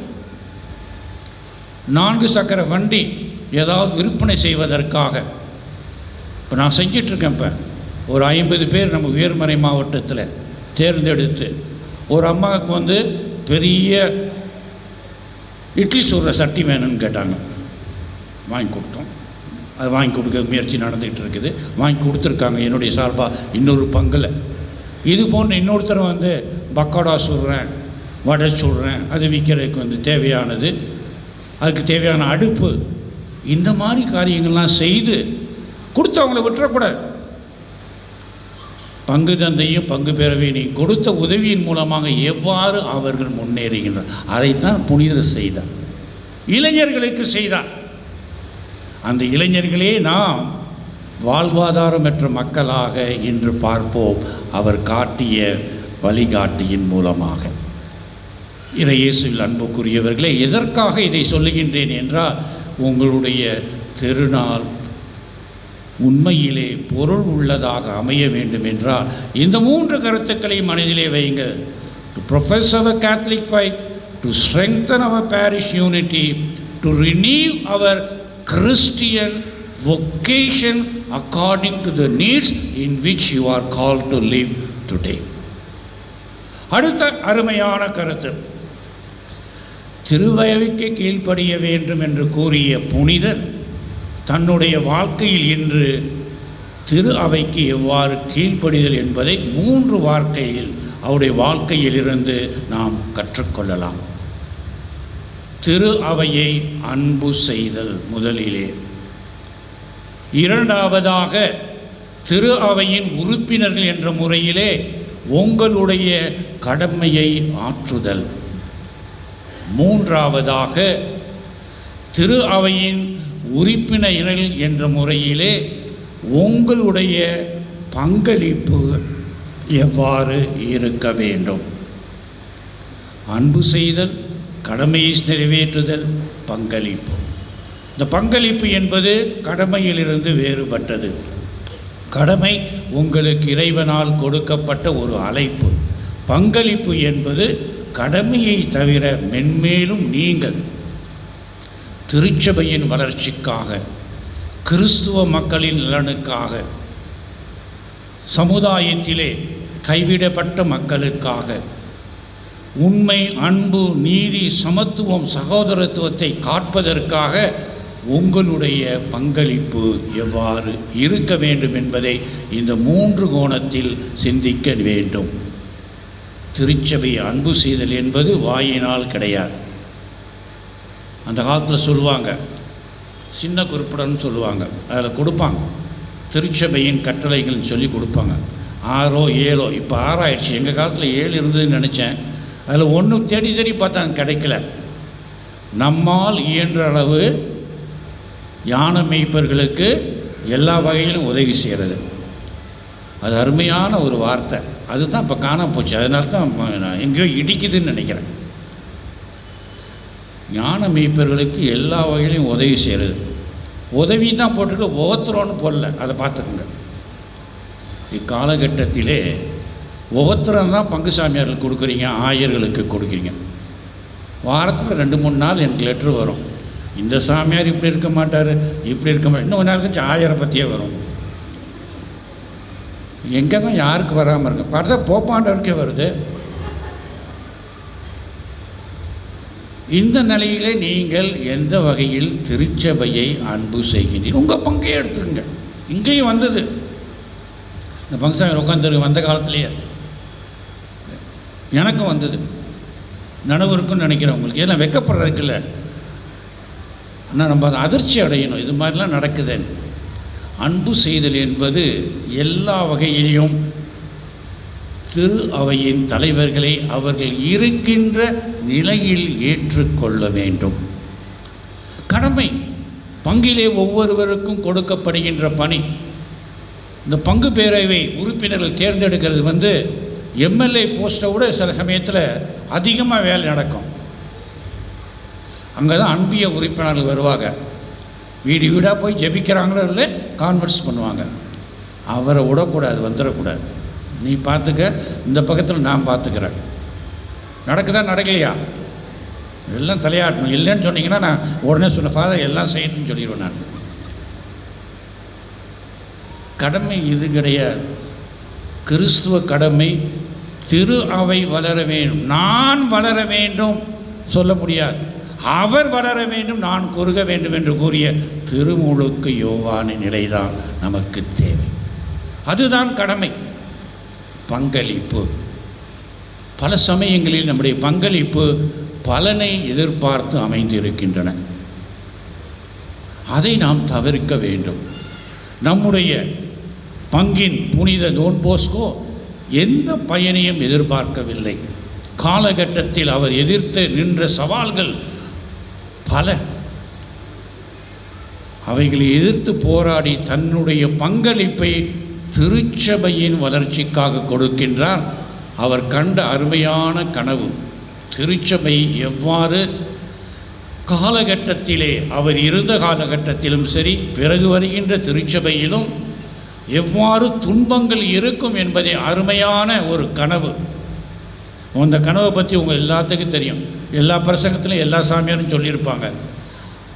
மே மாதம் 1862. இன்னும் தெரியாதுன்னா போங்க, பங்கு சாமியார் வீட்டுக்கு போங்க. முதல் மாடிக்கு ஏறி பார்த்தீங்கன்னா ஒரு பிக்சர் இருக்கும்.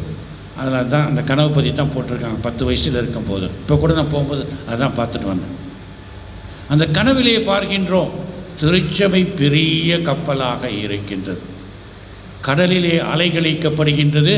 சிறு சிறு கப்பல் எதிரிகளாக போராடி, ஆனால் அந்த கப்பல் துன்பங்களிலிருந்து காப்பதற்காக 2 வகையான பில்லர்ஸ்.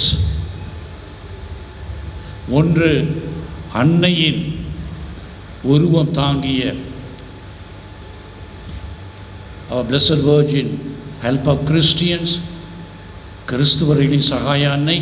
இன்னொரு பக்கம் திவ்ய நற்கருணை, Salvation of the Faithful. அனைத்து மக்களின் வாழ்க்கைக்கு இரட்சணியம் கொடுத்த அந்த நற்கருணையின் அடையாளம். இந்த 2 தூண்களுக்கு மத்தியில் அந்த பெரிய கப்பல் எவ்வாறு காக்கப்படுகின்றது அங்கேயும் பார்க்குறோம். அந்த கப்பலை நடத்தி செல்லுகின்றவர் திருத்தந்தை. அந்த திருத்தந்தை படுகின்ற துன்பங்கள், துயரங்கள், கப்பல் எப்பொழுது தாக்கப்படுகின்றதோ திருத்தந்தையும் தாக்கப்படுகின்றார். அதிர்ஷ்டவசமாக புதுமையின் மூலமாக அந்த கப்பலானது எல்லா துன்பங்களிலும் காக்கப்படுகின்றது. சில சமயத்திலே திருத்தந்தையே காயங்களுடன் கீழே விழுகின்றார், அவர் காக்கப்படுகின்றார். ஒரு சமயத்திலே அவரும் இறந்து விடுகின்றார், புது திருத்தந்தை வருகின்றார். இந்த அருமையான கனவு அல்லது காட்சி நமக்கு எதை சொல்லுகின்றது என்றால், நம்முடைய புனிதரின் வாழ்க்கையில் எப்பயுமே திருச்சபை தான் முன்பு இருந்தது. திருச்சபை வாழ்க்கையில் துன்பங்களை அனுபவிக்க வேண்டும். அதே சமயத்தில் திவ்ய நற்கருணையின் மூலமாக, அன்னையின் பராமரிப்பின் மூலமாக திருச்சபை கட்டாயமாக வெற்றி பெறும் என்ற உண்மையை இறைவாக்காக எடுத்து கூறி இன்று வரை அத்தகைய திருச்சபையில் தான் வாழ்ந்து கொண்டிருக்கின்றோம். திருத்தந்தைக்கு எதிராக எத்தனை குறைகள், குற்றங்கள், ஆயர்களுக்கு எதிராக கேவலமான பேச்சுக்கள், பங்கு தந்தையர்களுக்கு எதிராக மனித தன்மையற்ற வார்த்தைகள் துறவற சபையில் இருக்கின்ற கன்னியர்களுக்கு எதிராக, ஏன் திருச்சபையில் இருக்கின்ற அனைத்து பொதுமக்களுக்கு எதிராக எத்தகைய சூழ்நிலை இருந்து கொண்டிருக்கின்றது நம்முடைய நாட்டிலே, வெளிநாட்டிலே.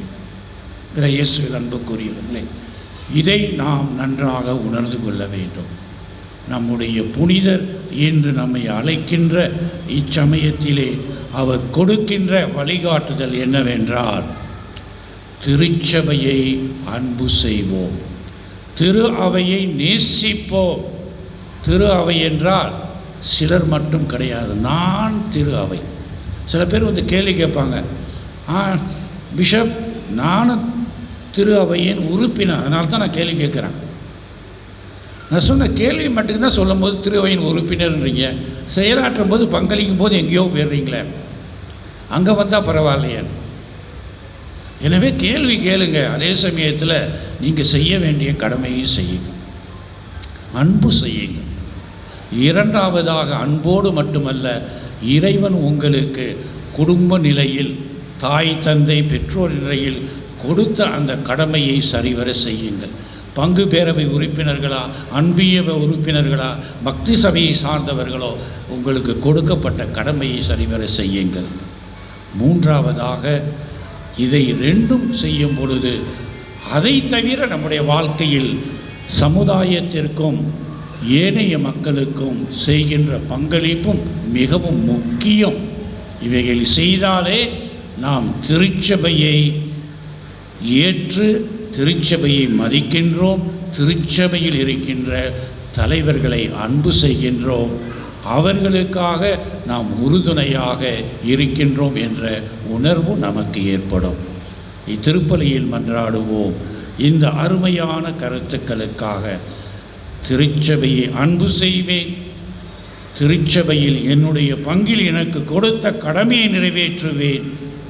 இது ரெண்டோடு அல்லாமல் என்னால் முடிந்தளவு வேறு பங்களிப்பையும் திரு அவைக்கு கொடுத்து, திரு அவையானது எவ்வாறு சீமோன் பேதுரு என்ற பாறையில் கட்டி எழுப்பப்பட்டதோ அத்தகைய பாறையின் உண்மையான சாட்சியாக, நற்செய்தியின் மகனாக மகளாக இருப்போம் என்ற உணர்வுடன் நாம் வாழ்க்கையை தொடர்ந்து நடத்தினால் உண்மையிலே நம்முடைய இன்றைய புனிதர் தந்தை மட்டுமல்ல, ஆசிரியர் மட்டுமல்ல, வழிகாட்டியாக இருக்கின்றார். ஆமென்.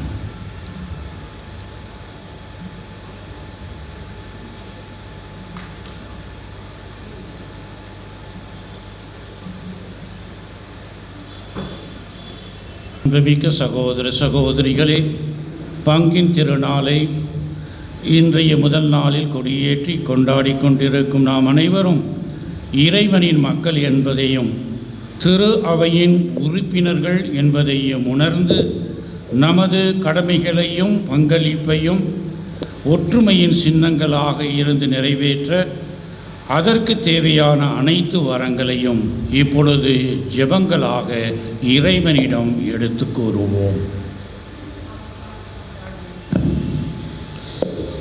திரு அவைக்காக மன்றாடுவோம்.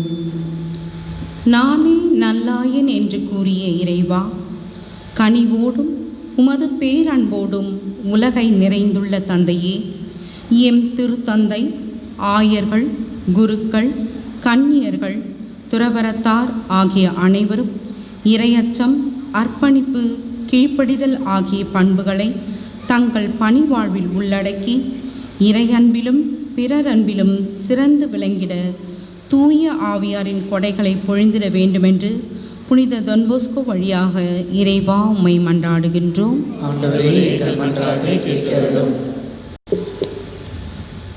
நாட்டிற்காக ஞானத்தின் ஊற்றாகிய இறைவா, உலகில் பல்வேறு பகுதிகளின் தலைவர்கள், எம் நாட்டு தலைவர்கள் தங்கள் எண்ணங்களையும் சிந்தனைகளையும் உமது விருப்பத்திற்கு ஏற்ப மாற்றி அமைத்து உலகில் அமைதி, சமாதானம், மகிழ்ச்சி நிலவ பாடுபட வேண்டும் என்று டொன் போஸ்கோ வழியாக இறைவா உம்மை மன்றாடுகிறோம்.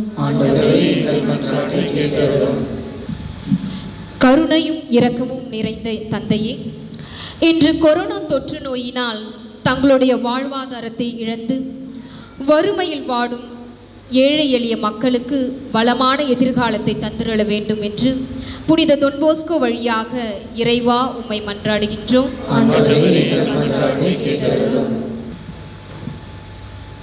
பங்கு மக்களுக்காக அன்பே உருவான இறைவா, எமது பங்கில் தந்தைக்குரிய பாசத்துடன் எங்களை வழிநடத்தி வருகின்ற எமது பங்கு தந்தையர்களை ஆசிர்வதியும். அவர்களுக்கு ஆன்ம உடல் நலம் அளித்திடவும், பங்கில் வளர்ச்சிக்காக அவர்கள் மேற்கொள்ளும் முயற்சிகளை, குறிப்பாக ஆலயம் புதுப்பிக்கும் பணி சிறப்பாக நடைபெறவும், அதற்கு தேவையான பொருள் உதவியை தன்னார்வத்துடன் வழங்கும் நல்ல உள்ளங்களை தூண்டி எழுப்ப வேண்டுமென்று புனித தொன் போஸ்கோ வழியாக இறைவா உம்மை மன்றாடுகின்றோம்.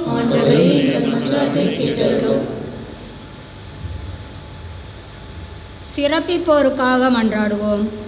நல்லாயனாம் இறைவா, தொன் போஸ்கோவின் திரு கொடியேற்றி திருப்பலி நிறைவேற்றி மறைவுரை ஆற்றிய மேதகு பேராயர் ஜார்ஜ் அந்தோணிசாமி அவர்களுக்கு தூய ஆவியின் அருட்கொடைகளை பொழிந்து ஆன்ம உடல் நலம் அளித்து இறைப்பணியாற்ற அருளையும் ஆற்றலையும் தாரும். இன்றைய நவநாளை சிறப்பிக்கும் பர்த்தலேமியோ, லூக்கா, இஞ்ஞாசியார், மத்தேயு, பாத்திமா அன்னை, அன்பியங்கள் மற்றும் மரியாயின் சேனை, தொன் போஸ்கோ மெட்ரிக் பள்ளி ஆசிரியர்கள் அனைவரையும் ஆசீர்வதிக்க வேண்டும் என்று தொன் போஸ்கோ வழியாக இறைவா உம்மை மன்றாடுகிறோம். ஆண்டவரே, உம்மை நோக்கி மன்றாடும் மக்களாகி எங்களுக்கு துணையாக வாரும். எங்கள் ஆற்றலினால் ஆடைய இழையலாததை உம் திருமகனின் உயிர்ப்பினாலும் எங்கள் பங்கின் பாதுகாவலரான புனித தொன் போஸ்கோவின் பரிந்துரையாலும் பெற்றுக்கொள்ள செய்தருளும். என்றென்றும் வாழ்ந்து ஆட்சி செய்கின்ற அவர் வழியாகவே உம்மை மன்றாடுகின்றோம்.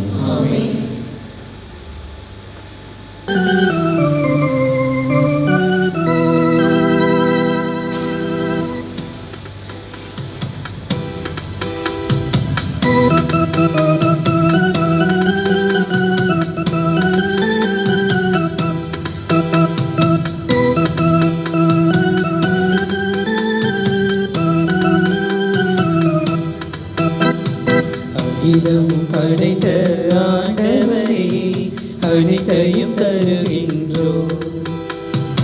ஆற்றல் நிறைந்த அகிலவரே, அனைத்தையும் தருகின்றோம். அகிலம் படைத்த ஆண்டவரே, அனைத்தையும் தருகின்றோம். ஆற்றல் நிறைந்த அகிலவரே, அனைத்தையும் தருகின்றோம். தருவோம் தருவோம் தந்து கொண்டிருப்போம், இதயத்தின் துடிப்பு இருக்கும் வரை. தருவோம் தருவோம் தந்து கொண்டிருப்போம், இதயத்தின் துடிப்பு இருக்கும் வரை. அகிலம் படைத்த ஆண்டவரே, அனைத்தையும் தருகின்றோம். ஆற்றல் நிறைந்த அகிலவரே, அனைத்தையும் தருகின்றோம்.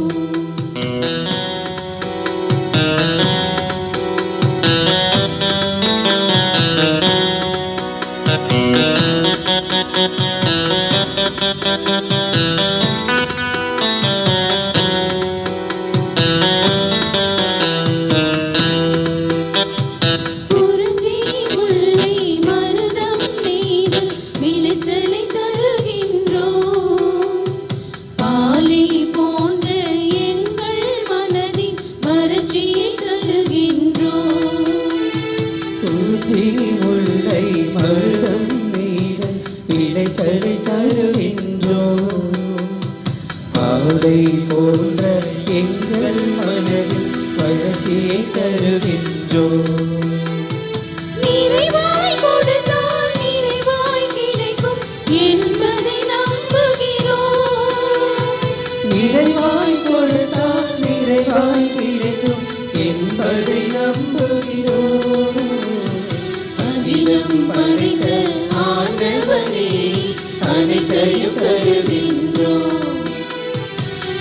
ஆற்றல் நிறைந்த அகிலவனே அனைத்தையும் தருகின்றோம்.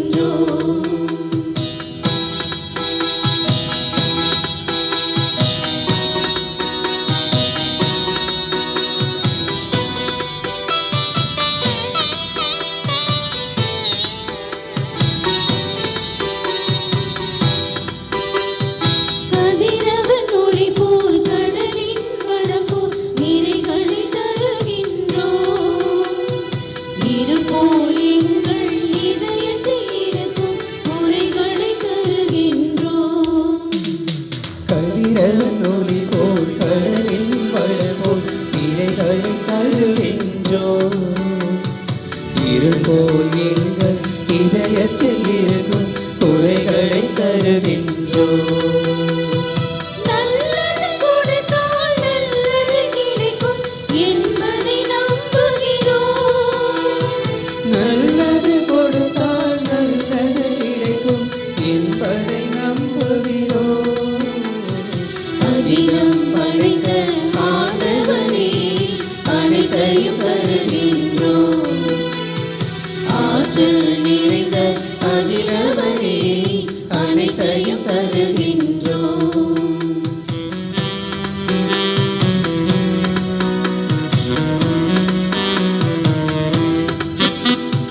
குறிஞ்சி முல்லை மருதம் நெய்தல் விளைச்சலை தருகின்றோம். பாலை போன்ற எங்கள் மனதில் வறட்சியை தருகின்றோம். குறிஞ்சி முல்லை மருதம் நெய்தல் விளைச்சலை தருகின்றோம். பாலை போன்ற எங்கள் மனதில் வறட்சியை தருகின்றோம். சகோதர சகோதரிகளே, என்னுடையதும் உங்களுடையதுமான இப்பலி எல்லாம் வல்ல இறைவனுக்கு ஏற்றதாகும்படி மன்றாடுங்கள். ஆண்டவர் தமது பெயரின் புகழ்ச்சிக்காகவும் மாட்சிக்காகவும் நமது நன்மைக்காகவும் புனித திருவை அனைத்தின் நலனுக்காகவும் மது கையில் இப்பலியை ஏற்றுக்கொள்வாராக. ஆண்டவரே, ஓம் புனித தொன் போஸ்கோவின் நினைவு கொண்டாட்டத்துக்காக உமக்கு அர்ப்பணிக்கப்பட்ட மக்களின் காணிக்கைகள் உமக்கு உகந்தனவாய் ஏற்றுக்கொள்ளப்பட உம்மை வேண்டுகின்றோம். அதனால் இம்மறை நிகழ்வுகளில் பங்கு பெறுவதின் வழியாக உமது அன்பின் எடுத்துக்காட்டுக்களை நாங்கள் பிரதிபலிப்போமாக. எங்கள் ஆண்டவராகிய இயேசு கிறிஸ்துவின் வழியாக உம்மை மன்றாடுகின்றோம்.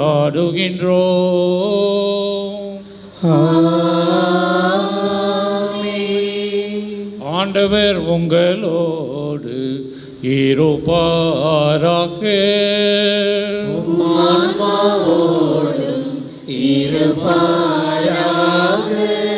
இதயங்களை மேலே எழுப்புங்கள்.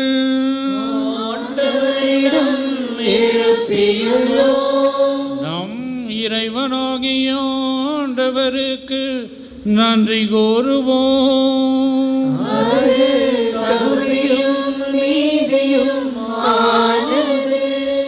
ஆண்டவரே, தூயவரான தந்தையே, என்றும் உள்ள எல்லாம் வல்ல இறைவா, என்னாலும் எவ்விடத்திலும் நாங்கள் உமக்கு நன்றி செலுத்துவது மெய்யாகவே தகுதியும் நீதியும் ஆகும். எங்கள் கடமையும் மீட்புக்குரிய செயலுமாகும். ஏனெனில் உம் புனிதர்களின் வியத்தகு சாட்சியத்தால் உமது திரு அவை என்றும் புதிய ஆற்றல் பெற்று வளமடைகின்றது. இவ்வாறு எங்கள் மீது நீர் கொண்டிருக்கும் அன்பை தெல்ல தெளிவாக காட்டுகின்றீர். மேலும் எங்களது மீட்பின் மறை நிகழ்வுகளை நாங்கள் நிறைவேற்றுவதில் அப்புனிதர்களின் சிறப்பு மிக்க எடுத்துக்காட்டால் தூண்டப்பட்டு அவர்களது தகுந்த பரிந்துரையால் என்றும் ஊக்கம் பெறவும் அருளுகின்றேன்.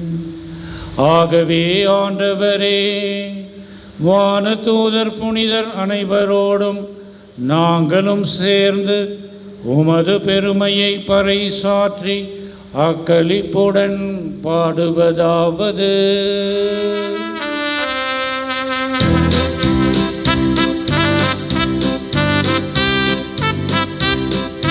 தூயவர் தூயவர் தூயவர் வான்படைகளின் கடவுளாம் ஆண்டவர்.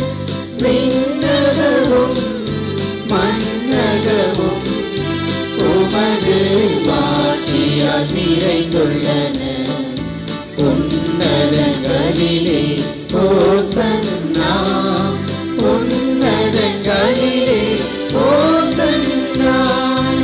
ஆண்டவர் பெயரால் வருகிறவர் ஆசி பெற்றவர். உன்னதங்களிலே ஓசன்னா, உன்னதங்களிலே ஓசன்னா.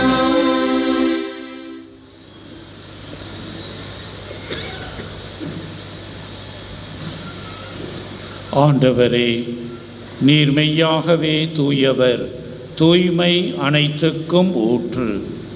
ஆகவே உம்முடைய ஆவியை பொழிந்து இக்காணிக்கைகளை தூய்மைப்படுத்த உம்மை வேண்டுகின்றோம். இவ்வாறு எங்கள் ஆண்டவர் இயேசு கிறிஸ்துவின் உடலும் இரத்தமுமாக எங்களுக்கு இவை மாறுவனவாக. அவர் பாடுபட உளம் கனிந்து தம்மை கையளித்த போது அப்பத்தை எடுத்து நன்றி செலுத்தி அதை பிட்டு தம் சீடர்களுக்கு அளித்து கூறியதாவது: அனைவரும் இதிலிருந்து பெற்று உண்ணுங்கள், ஏனெனில் இது உங்களுக்காக கையளிக்கப்படும் என் உடல்.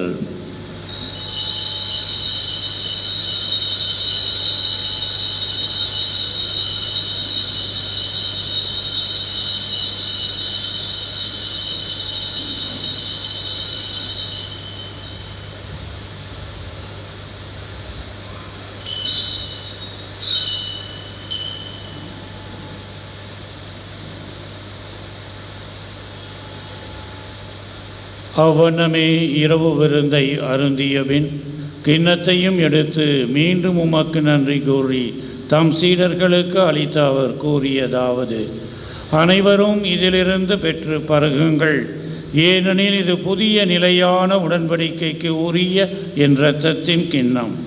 இது பாவ மன்னிப்புக்கென்று உங்களுக்காகவும் பலருக்காகவும் சிந்தப்படும். இதை என் நினைவாக செய்யுங்கள்.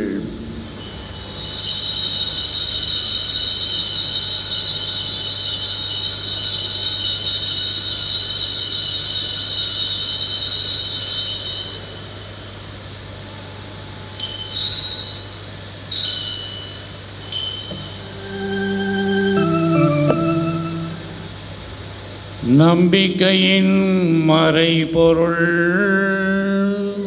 ஆண்டவரே, நீர் வருமளவும் உமது இறப்பினை அறிக்கையிடுகின்றோம், உமது உயிர்ப்பினையும் எடுத்துரைக்கின்றோம். ஆகவே ஆண்டவரே, நாங்கள் கிறிஸ்துவின் இறப்பினையும் உயிர்ப்பினையும் நினைவு கூர்ந்து வாழ்வு தரும் அப்பத்தையும் மீட்பளிக்கும் கிண்ணத்தையும் உமக்கு ஒப்புக் கொடுக்கின்றோம். உம் திருமுன்னின்று உமக்கு ஊழியம் புரிய தகுந்தவர்கள் என எங்களை ஏற்றுக்கொண்டீர். எனவே உமக்கு நன்றி செலுத்துகின்றோம். மேலும் கிறிஸ்துவின் உடலிலும் இரத்தத்திலும் பங்கு கொள்ளும் எங்களை தூய ஆவியார் ஒன்று சேர்க்க வேண்டுமென உம்மை தாழ்மையுடன் மன்றாடுகின்றோம்.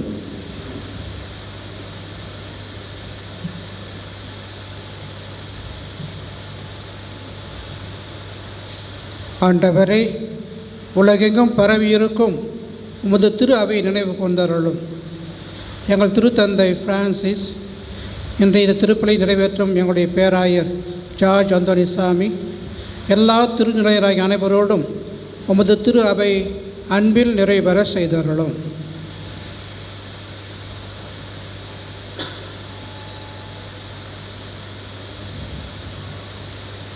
மேலும் உயிர்த்தெழும் நம்பிக்கையுடன் எதிர்கொள்ளும் எங்களை ஏற்றருளும்.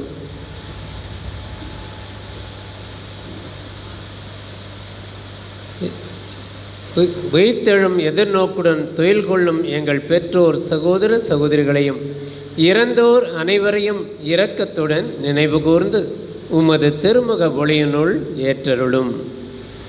எங்கள் அனைவர் மீதும் இரக்கமாயிரும். கடவுளின் கன்னித்தாயான புனித மரியா, அவருடைய கணவரான புனித யோசேப்பு, புனித திருத்தூதர்கள், இவ்வுலகில் உமக்கு உகந்தவராய் இருந்தோர், எங்கள் பங்கின் பாதுகாவலரான புனித ஜான் போஸ்கோ ஆகிய புனிதர் அனைவருடனும் நாங்கள் நிலை வாழ்வில் பங்கு கொள்ளும் தகுதி பெற்று உம் திருமகன் இயேசு கிறிஸ்து வழியாக உம்மை புகழ்ந்தேத்தும் வரமருள உம்மை மன்றாடுகின்றோம்.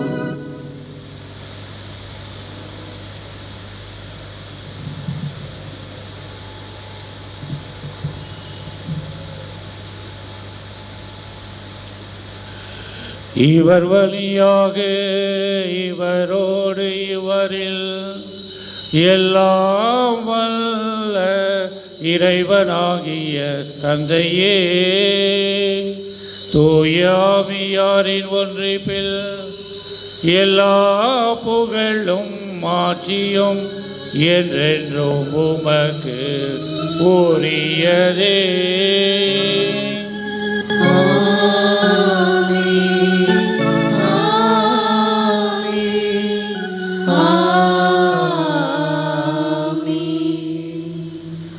மீட்பரின் கட்டளையால் கற்பிக்கப்பட்டு இறை படிப்பினையால் பயிற்சி பெற்ற நாம் துணிந்து பாடுவோம். விண்ணுலகில் இருக்கின்ற எங்கள் தந்தையே, உமது பெயர் தூயதென போற்ற பெறுக. உமது ஆட்சி வருக. உமது திருவுளம் விண்ணுலகில் நிறைவேறுவது போல மண்ணுலகிலும் நிறைவேறுக. எங்கள் அன்றாட உணவை இன்று எங்களுக்கு தாரும். எங்களுக்கு எதிராக குற்றம் செய்வோரை நாங்கள் மன்னிப்பது போல எங்கள் குற்றங்களை மன்னியும். எங்களை சோதனைக்கு உட்படுத்தாதேயும், தீமையிலிருந்து எங்களை விடுவித்தருளும். ஆண்டவரே, தீமை அனைத்திலும் இருந்தும் எங்களை விடுவித்து எங்கள் வாழ்நாளின் அமைதியை கனிவுடன் அருள உம்மை மன்றாடுகின்றோம். உமது இரக்கத்தின் உதவியால் நாங்கள் பாவத்தில் இருந்து எப்போதும் விடுதலை பெற்று யாதொரு கலக்கமும் இன்றி நலமாயிருப்போமாக. நாங்கள் எதிர்நோக்கி இருக்கும் பேரின்பத்துக்காகவும் எம்மீட்பராகிய இயேசு கிறிஸ்துவின் வருகைக்காகவும் காத்திருக்கின்றோம். ஏனெனில் ஆட்சியும் வல்லமையும் மாட்சியும் என்றென்றும் உமதே. ஆண்டவரே இயேசு கிறிஸ்துவே, அமைதியை உங்களுக்கு விட்டு செல்கின்றேன், என் அமைதியையே உங்களுக்கு அளிக்கின்றேன் என்று உம் திருத்தூதர்களுக்கு மொழிந்தீரே. எங்கள் பாவங்களை பாராமல் உமது திரு அவையின் நம்பிக்கையை கண்ணோக்கி உமது திருவுளத்திற்கு ஏற்ப அதற்கு அமைதியையும் ஒற்றுமையையும் அளித்தருளுவீராக. என்றென்றும் வாழ்ந்து ஆட்சி செய்கின்றவர் நீரே. ஆண்டவருடைய அமைதி உங்களோடு என்றும் இருப்பதாக.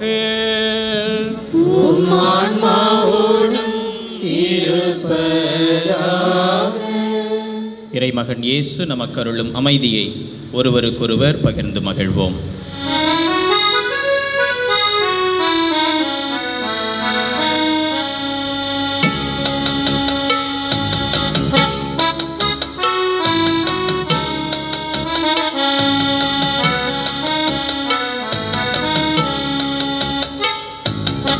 உலகின் பாவம் போக்கும்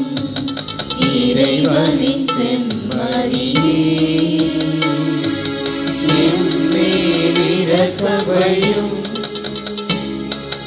உலகின் பாவம் போக்கும் இறைவனின் செம்மறியே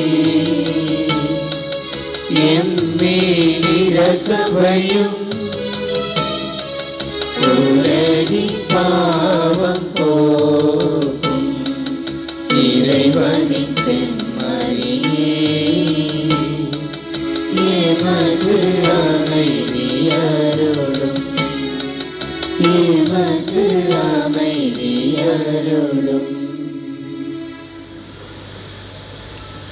இதோ இறைவனின் செம்மறி, இதோ உலகின் பாவங்களை போக்குகின்றவர்.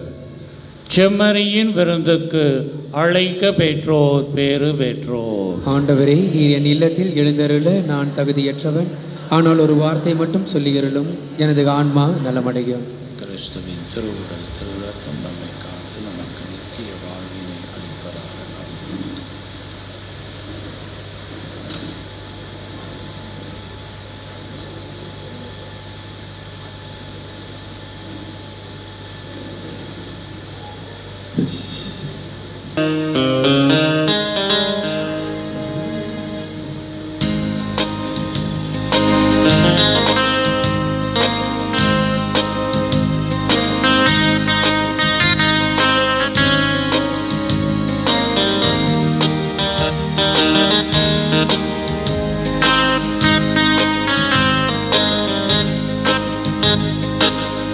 என்னோடு வாழ என்னோடு தங்க என்னாயனே என்னுள்ள வாழும். என்னோடு வாழ என்னோடு தங்க என்னாயனே நீ என்னுள்ள வாழும். என் வாழ்வில் விருந்தாக என் ஆன்ம உணவாக என் வாழ்வில் இருந்தாக என் ஆன்ம உணவாக என் அன்பு தேவா என் உள்ளம் நீவா. என்னோடு வாழ என்னோடு தங்க என் நாயனே நீ என் உள்ளம் வாழும்.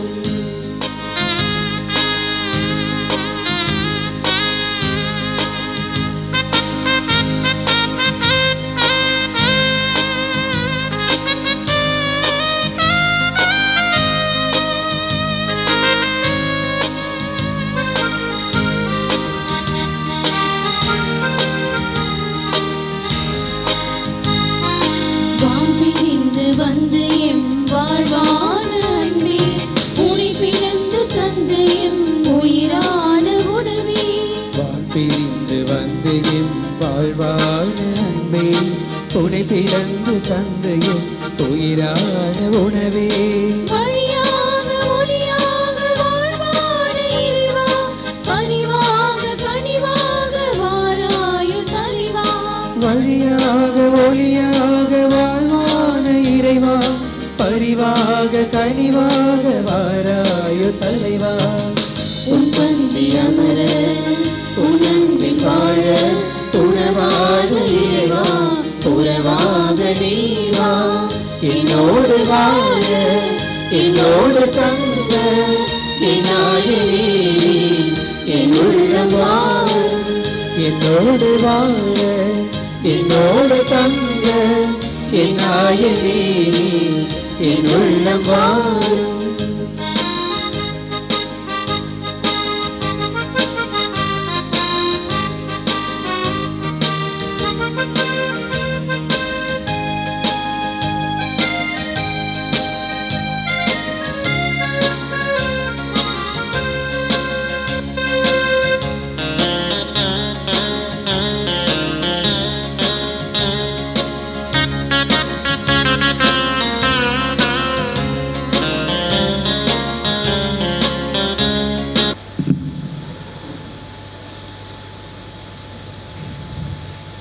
புனித யோசேப்பின் ஆண்டை சிறப்பிக்கின்ற இந்த ஆண்டிலே அவரை நோக்கி நாம் ஜெபிப்போம். மீட்பரின் பொறுப்பாளரே வாழ்க. மீட்பரின் பொறுப்பாளரே வாழ்க.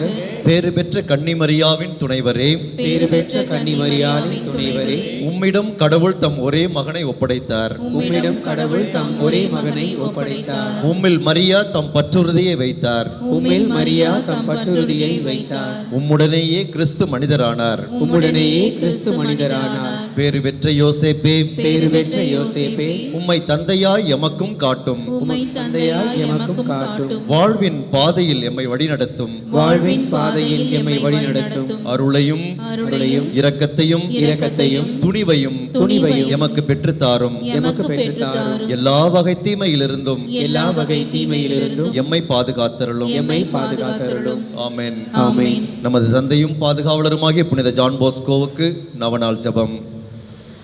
அனைவரும் சேர்ந்து ஜெபிப்போம். ஆன்ம மீட்புக்காக உழைத்து வந்த இளைஞர்களின் தந்தையும் ஆசிரியருமான புனித ஜான் போஸ்கோவே, எங்களுடையவும் பிறருடையவும் ஆன்ம நன்மைகளை தேடுவதில் நீர் எங்களுக்கு வழிகாட்டியாயிரும். உம் புனித பாதையில் நாங்களும் வழிநடந்து புனிதமடைய துணையாயிரும். உலக மாயைகளில் சிக்கி தவிக்காமல் விண்ணகத்தை நோக்கிய பயணத்தில் நிலையாயிருக்க உதவி செய்யும். நற்கருணையில் வீற்றிருக்கும் இயேசுவையும் கிறிஸ்தவர்களின் சகாயமான புனித கன்னிமரியாவையும் திருத்தந்தையையும் அன்பு செய்ய எங்களுக்கு கற்பியும். இறுதியில் நாங்கள் உம்மோடு விண்ணுலகில் ஒன்று சேர்ந்திருக்க எங்களுக்கு நல்ல இறப்பினை இறைவனிடமிருந்து பெற்று தந்தருளும். ஆமென். விண்ணுலகில் இருக்கிற எங்கள் தந்தையே, உமது பெயர் தூயதென போற்ற பெறுக. உமது ஆட்சி வருக. உமது திருவுளம் விண்ணுலகில் நிறைவேறுவது போல மண்ணுலகிலும் நிறைவேறுக. எங்கள் அன்றாட உணவை இன்று எங்களுக்கு தாரும். எங்களுக்கு எதிராக குற்றம் செய்வோரை நாங்கள் மன்னிப்பது போல எங்கள் குற்றங்களை மன்னியும். எங்களை சோதனைக்கு உட்படுத்தாதேயும், தீமையிலிருந்து எங்களை விடுவித்தருளும். அருள் மிக பெற்ற மரியே வாழ்க. ஆண்டவர் உம்முடனே, பெண்களுக்குள் ஆசி பெற்றவர் நீரே. உம்முடைய திருவயிற்றின் கனியாகி இயேசுவும் ஆசி பெற்றவரே. புனித மரியே, இறைவனின் தாயே, பாவிகளாக இருக்கிற எங்களுக்காக இப்பொழுதும் எங்கள் இறப்பின் வேளையிலும் வேண்டிக் கொள்ளும். ஆமென். தந்தைக்கும் மகனுக்கும் தூய் ஆவியாருக்கும் மாட்சி உண்டாவதாக. தொடக்கத்தில் இருந்தது போல இப்பொழுதும் எப்பொழுதும் என்றென்றும் இருப்பதாக. ஆமென். புனித ஜான் போஸ்கோவே, எங்களுக்காக வேண்டிக் கொள்ளும். மன்றாடுவோமாக. எல்லாம் வல்ல இறைவா, இத்திரு உணவு எங்களுக்கு ஊட்டம் அளிப்பதாக. அதனால் புனித தொன் போஸ்கோவின் எடுத்துக்காட்டை பின்பற்றி எங்கள் இதயத்திலும் செயலிலும் சகோதரத்துவ அன்பையும் உண்மையின் மொழியையும் நாங்கள் என்றும் வெளிப்படுத்துவோமாக. எங்கள் ஆண்டவராகிய இயேசு கிறிஸ்துவின் வழியாக உம்மை மன்றாடுகின்றோம்.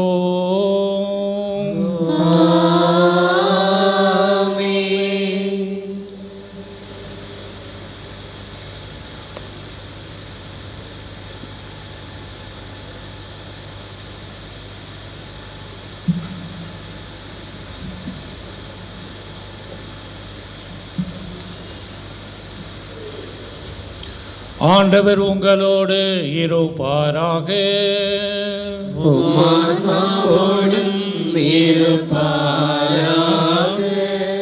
இறைவனின் சிறப்பு ஆசி பெற தலைவணங்கி மன்றாடுவோம்.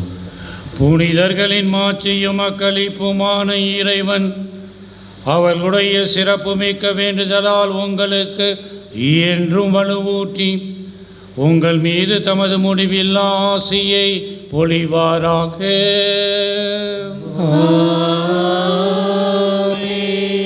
நீங்கள் அவர்களின் பரிந்துரையால் இம்மையில் தீமையில் இருந்து விடுதலையையும் அவர்களுடைய புனித வாழ்வில் எடுத்து காட்டினால் என்றும் மகிழ்ச்சியையும் பெற்று இறைவனுக்கும் சகோதர சகோதரிகளுக்கும் பணி செய்வதில் என்றென்றும் கருந்தோன்றி இருக்க அருள் செய்வாராக.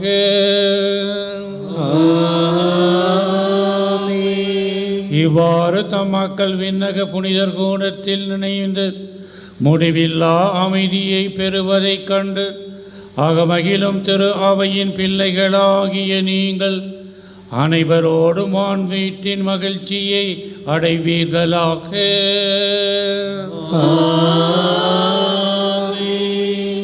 எல்லாம் வல்ல இறைவன் தந்தை மகன் தூய ஆவியாரின் ஆசி உங்கள் மீது இறங்கி என்றும் உங்களோடு தங்குவதாக.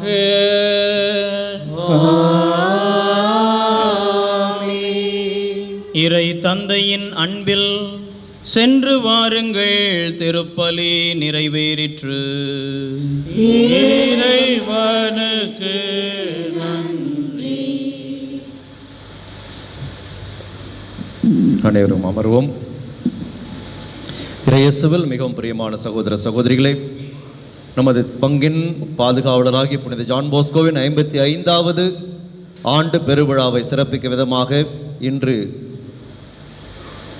நம்முடைய அழைப்பை ஏற்று நம்முடைய வருகை புரிந்து திருக்கொடி ஏற்றி திருப்பலி நிறைவேற்றி அருமையான மறையுரையாற்றி நம்மீது தான் கொண்டிருக்கின்ற அன்பையும் பாசத்தையும் வெளிப்படுத்துகின்ற நம்முடைய உயர் மதிப்புக்கும் மரியாதைக்கும் பாசத்திற்கும் உரிய நம்முடைய உயர் மறை மாவட்ட பேராயர் ஜார்ஜ் ஆண்டனி சாமி அவர்களுக்கு உங்கள் அனைவரின் சார்பாக என்னுடைய நெஞ்சார்ந்த நன்றிகளை நான் தெரிவிக்க கடமைப்பட்டிருக்கின்றேன். இந்த நாட்களிலே நம்முடைய பேராயர் தந்தை அவர்கள் அதிகமாக எங்கும் செல்வதில்லை என்ற போதும் கூட நம்முடைய அழைப்பை ஏற்று நம்முடைய பங்கிற்கு வருவது அவருக்கு எப்பொழுதுமே மகிழ்ச்சியான விஷயமாகவே நான் அழைத்த பொழுது உடனடியாக அதை ஏற்றுக்கொண்டார். அவர் எப்பொழுதுமே எவ்வாறு தொன்போஸ்கோ திருச்சபையின் தலைவர்களுக்கு கீழ்ப்படிதலோடு வாழ்ந்தார், அதே நேரத்திலே திரு அவையின் தலைவர்களாக தொன்போஸ்கோவின் காலத்தில் வாழ்ந்த 9ஆம் பயஸ் திருத்தந்தையாக இருக்கட்டும் அல்லது 10ஆம் பயஸ் 13ஆம் லியோ எல்லோருமே தொன்போஸ்கோ மீது மிகுந்த பற்றுடையவர்களாக இருந்தார்கள்.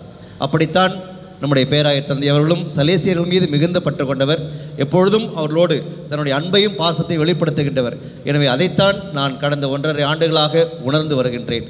அவர் எப்பொழுதும் அந்த தந்தைக்குரிய பரிவோடும் பாசத்தோடும் நேசத்தோடும் பேசுவதிலும் பழகுவதிலும் இனிமையானவராக இருக்கின்றார், நம் மீது அக்கறை கொண்டவராக இருக்கின்றார். ஆகவே அவர் கொண்டிருக்கின்ற அன்பிற்கும் பாசத்திற்கும் நம் மீது கொண்டிருக்கின்ற அவருடைய பரிவுள்ளத்துக்கும் நாம் நன்றியுள்ளவர்களாக இருக்கின்றோம் என்பதை வெளிப்படுத்தும் விதமாக நம்முடைய பேராயர் அவர்களுக்கு பொன்னாடை அணிவித்து சிறப்பு செய்ய நம்முடைய உதவி பங்கு தந்தையும் மூத்த குருவுமாகிய அருட்தந்தை லூர்து சாமி சூசி அவர்களை அன்போடு கேட்டுக்கொள்கின்றேன். அவருக்கு நினைவு பரிசு வழங்க இன்றைய நாளை உபயமாக சிறப்பிக்கின்ற திரு இமானுவேல் திருமதி ஏஞ்சல் மேரி அவர்களை அன்போடு அழைக்கின்றேன்.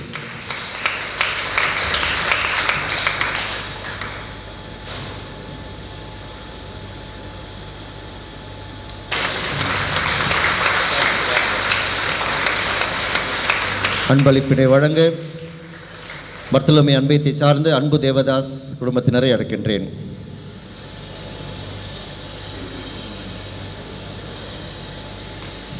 நம்முடைய பேராயரோடு இணைந்து எப்பொழுதும் நம் மீது அன்புடன் செயல்படுகின்ற அவருடைய செயலர் அருட்தந்தை பேட்ரிக் அவர்கள் நம்முடைய அன்பிற்கும் நன்றிக்கும் உரியவராக இருக்கின்றார்.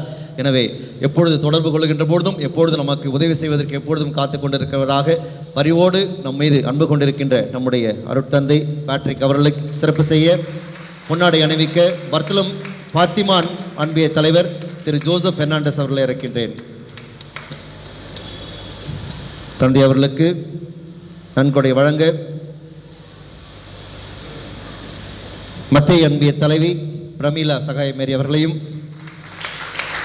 தந்தை அவர்களுக்கு நினைவு பரிசு வழங்க மரியாயின் சேனை சார்ந்த திருமதி மேரி பிரியா அவர்களையும் அன்போடு அழைக்கின்றேன். இந்த நாளை சிறப்பித்த பர்த்தலமேயு, லூக்கா, இஞ்ஞாசியார், மத்தேயு, ஃபாத்திமா அன்னை அன்பையங்களை சார்ந்த அனைத்து குடும்பங்களுக்கும் நெஞ்சார்ந்த நன்றிகளையும் பாராட்டுகளையும் தெரிவித்துக் கொள்கின்றேன். அவர்களோடு இணைந்து அனைத்து நிகழ்ச்சிகளையும் ஒருங்கிணைத்த மரியாயின் சேனையை சார்ந்தவர்களையும் தொன்போஸ்கோ மெட்ரிகுலேஷன் பள்ளி ஆசிரியர்கள் அனைவரையும் நன்றியோடு நினைவு கூறுகின்றோம். அவர்கள் செய்த அனைத்து பணிகளுக்காகவும் இன்றைய திருவழிபாட்டை சிறப்பாக நடத்தியதற்காகவும் அவர்களுக்கு நம்முடைய நெஞ்சார்ந்த நன்றிகளையும் பாராட்டுகளையும் வாழ்த்துக்களையும் தெரிவித்துக் கொள்கின்றோம்.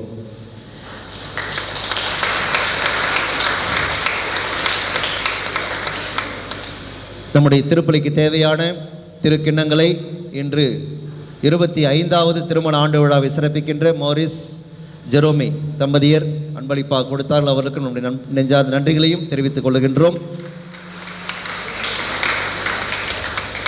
நாளை சனிக்கிழமை நம்முடைய திருவிழாவின் 2வது நவநாள். நம்முடைய முன்னாள் பேராயர் மேதகு முனைவர் ஏஎம் சின்னப்பா அவர்கள் நாளைய திருப்பலியை சிறப்பிப்பார்கள். நாளை இளைஞர் பணியில் ஆக்க சிந்தனையுடன் செயல்பட்டவர் நம்முடைய தந்தை புனித ஜான் பாஸ்கோ என்னும் தலைப்பிலே நம்முடைய முன்னாள் பேராயர் அவர்கள் திருப்பலி நிறைவேற்றி மறைவுரையாற்றுவார்கள்.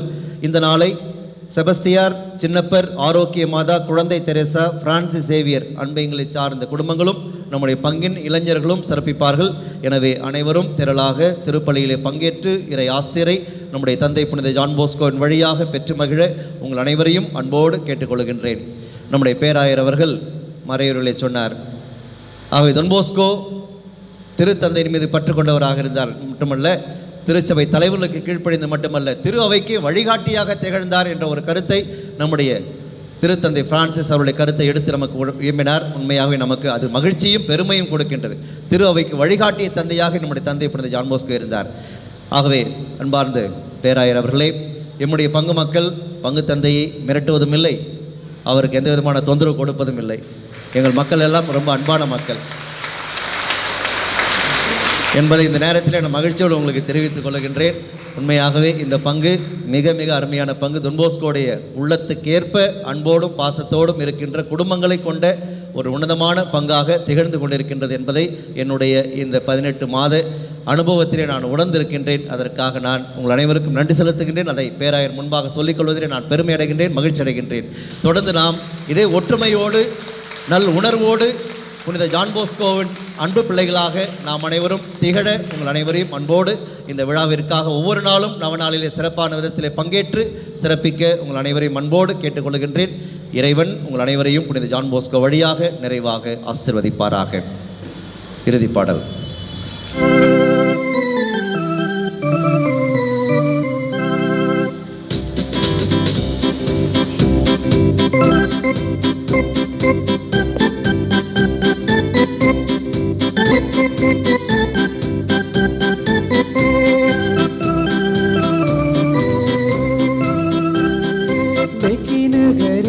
எங்கள் அன்பு தந்தையே, இளைஞர் மனம் வென்ற don boscoவே, நகரின் எங்கள் அன்பு தந்தையே, இளைஞர் மனம் வென்ற don boscoவே, அருள் வழி தந்தை நீரே, அருள் வழி தந்தை நீரே, இளமிதயம் அறிட வந்த ஒளியே, நகரின் எங்கள் அன்பு தந்தையே, இளைஞர் மனம் வென்ற don boscoவே.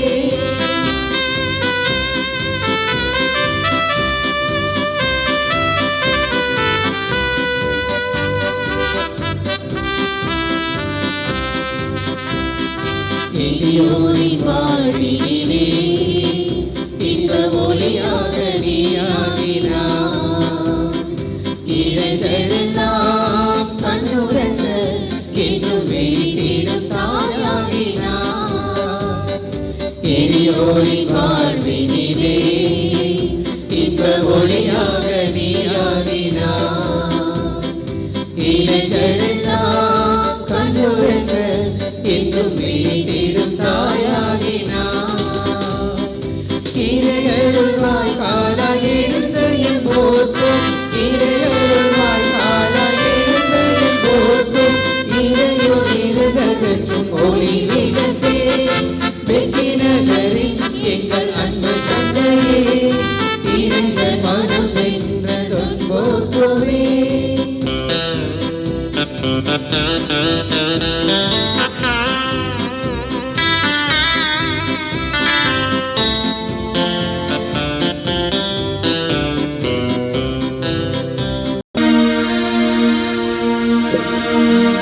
நிலையான புகழுக்குரிய தூய்மை மிகு நற்கருணைக்கு எல்லா காலமும் ஆராதனையும் புகழும் ஆட்சியும் உண்டாக கடவது. கிறிஸ்தவர்களின் சிகாயமான புனித கன்னிமரியாயே, எங்களுக்காக வேண்டிக் கொள்ளும். பங்கின் பாதுகாவலரான புனித ஜான் பாஸ்கோவே, எங்களுக்காக வேண்டிக் கொள்ளும். தந்தை, மகன், தூய ஆவியின் பெயராலே ஆமென்.